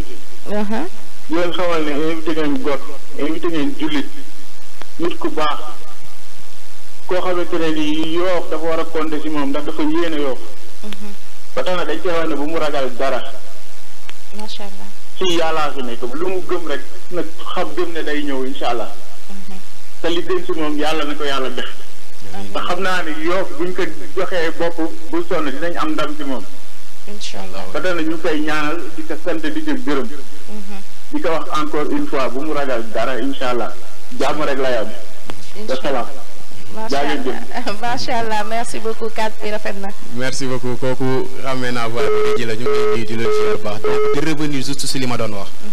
ça me fait mal quand j'entends des jeunes ñuy wax je suis apolitique je fais pas de la politique parce que politique actuellement tout un jeune ku mu manti doon tu dois t'impliquer pour gérer cette cité pour gérer ce pays et j'interpelle les propos de son excellence l'ancien le président Abdoulaye Wade qui disait que ne me demandez pas d'arrêter de faire de la politique tant qu'il me reste ne se reste un souffle je le ferai donc pour wax ne politique képp ku mu manti doon tu dois t'impliquer particulièrement la jeunesse. merci beaucoup kàddu yi rafet na mbégte la woon ak contentement nag Mansour dalal la fii tey sunu plateau kàddu askan wi malheureusement notre émission tire à sa fin Mansour sa kàddu bu mujj sa mot de la fin ak nga tàggatoo ak téléspectateur yi ñu doon seetaan depuis si ngoon ba tey. waa Thiat déjà li may wax mooy di sant téléspectateurs yi nga xamante ne nii jël nañ seen temps accompagne ñu tout le long de l'émission. di wax ne ñu ngi jégalu si ñi nga xam ne bëggoon nañ dugg mais yàlla dogalu ko. di wax ne aussi vraiment appel bi nga xamante ne nii lancé nañ ko. muy appel solennel par rapport à notre candidature aux élections locales yi nga xamante ne nii ñu ngi koy dëgmal donte la xamaguñu kan la. di tàllal waa Yoff di tàllal suñu waajur yi di tàllal suñu am di jàmm yi suñu mbokk yi suñu frères yi suñu sœurs yi. di leen wax ne ñu ngi leen di ñaan ngeen ñëw gunge ñu si appel bi. ci objectif bi nga xamante ne ni ñu ngi ko am fas yéene ci suqali Yoff fas yéene ci développer Yoff neewuñu nag li fi nekk baaxul mais man je dis buñ doon noter tey par rapport à ce qui était dit autant je dis que ne note bi ce sera en deçà de 10 en deçà de la moyenne. Donc nous, on est venus en tant que pionniers, en tant que piliers pour relever les défis. Yóbbu Yoff fi nga xamante ne nii foofu la mérité pour yegg fa yóbbu Yoff fi nga xamante ne nii retard bi mu nga xamante ne nii am na ko ñu delloo Yoff si tànk yooyu noonu. Donc je ne saurais terminer sans pour autant que vraiment jaajëfal leen sama soxna yi sama chéri déjà Thiat sama chéri la ak soxna Fifi di gërëmaat encore une fois le PDG SIAS. waaw di wax aussi manuma wax ba tëj te gërëmuma ñi nga xamante ne nii ñooy samay kilifa samay wéyjur di sama yaay di sama papa di leen sant di leen gërëm di ñaan yàlla suñu borom yàggal leen fi lool nag yàggal leen fi lool ndax dañu nekk ñoo xamante ne nii sans ñoom ñun mën naa ne suñu existence amul. waaw di sant famille bi ci kaw ba ci suuf sœurs yi frères yi am di jàmm yi di gërëm ñëpp waaw ñi nga xamante ne nii woo nañ ma encouragé ma ñi ma jox seen conseil parce que ñoo xamante ni nee nañ ma yow attends boo demee ñii dinañ la wax question bii mais boo demee kat xamal leen ne ñun fii lañ toll nii cela di gërëm ñooñu ñëpp ñu ngi leen di gërëm di leen sant bu baax di ndokkeel aussi vraiment fi nga xam ne moom lañ nekk parce que ñu ngi nii janoox macha allah géej gi janoox jàmmalaay waaw di jàmmalaay bu maam limaamu waaw di leen ndokkeel ci appel bi nga xamante ni moom lañ jénn waaw di ñaan yàlla luñ fa ñaan mu nangu te xam naa ne ñaanu jàmmalaay moom jàmm rek la amiin incha allah beneen bi aussi mooy vraiment ñi nga xam ne ci manifestation yi nga xam ne am na fi ñu ñàkk seen bakken ñu ngi leen di massawu waaw di partager douleur bi ak seen famille wax dëgg yàlla di leen massawu bu baax donc di jaajëfal ñëpp lu ci baax man la lu ci yàqu ngeen xam ne lu ci yàqu man la lu ci baax ngeen xam ne ci kàttanu suñu borom la macha allah am na solo encore une fois merci beaucoup Mansour Dia Fifi ma bàyyi la nga tàggatoo ak téléspectateurs yi Thiat maa ngi bàyyi d'abord ma remercier Mansour nga xam ne moo nekkoon suñu invité bi jàppal ni waxu fi dara lu ñaaw lépp nga wax lépp rafet na macha allah di remercier ñu daan téléspectateurs ñu daan seetaan à travers Yoff TV di la remercier yow tamit Thiat di remercier suñu techniciens yi ak caméraman yi j'espère que invité bi dinañu gën a yaatal waxtaan bi ak beneen émission non yow xamante nañ waaw dinañu gën a yaatal waxtaan bi ci beneen émission bu wuta kaddu askan bi incha allah Fifi di la wax ni tamit mbégte la woon ak contentement aussi bokk ak yow plateau bi mais je ne saurais terminer sans remercier téléspectateurs yoo xamante si nii ñi ngi doon ñu seetaan depuis 16h dagg seen activité yëpp di ñu seetaan ñi excusé wu aussi ci li nga xam ne mooy retard bi c'était indépendamment de notre volonté voilà ak ñi bëggoon a seetaan tamit émission bi ci Facebook bi malheureusement mu nekkoon problème technique mais comme ni ma ko waxee sànq rek di ngeen ko am après ci kanam en direct en différé pardon ci Facebook bi waaye tamit maa ngi remercier bépp téléspectateur boo xam ne yaa ngi diaspora moo xam fépp foo toog ci Sénégal di ñu seetaan di seetaan suñuy émission di remercier équipe bi fi nekkoon depuis ci suba di jàllale ay émission tamit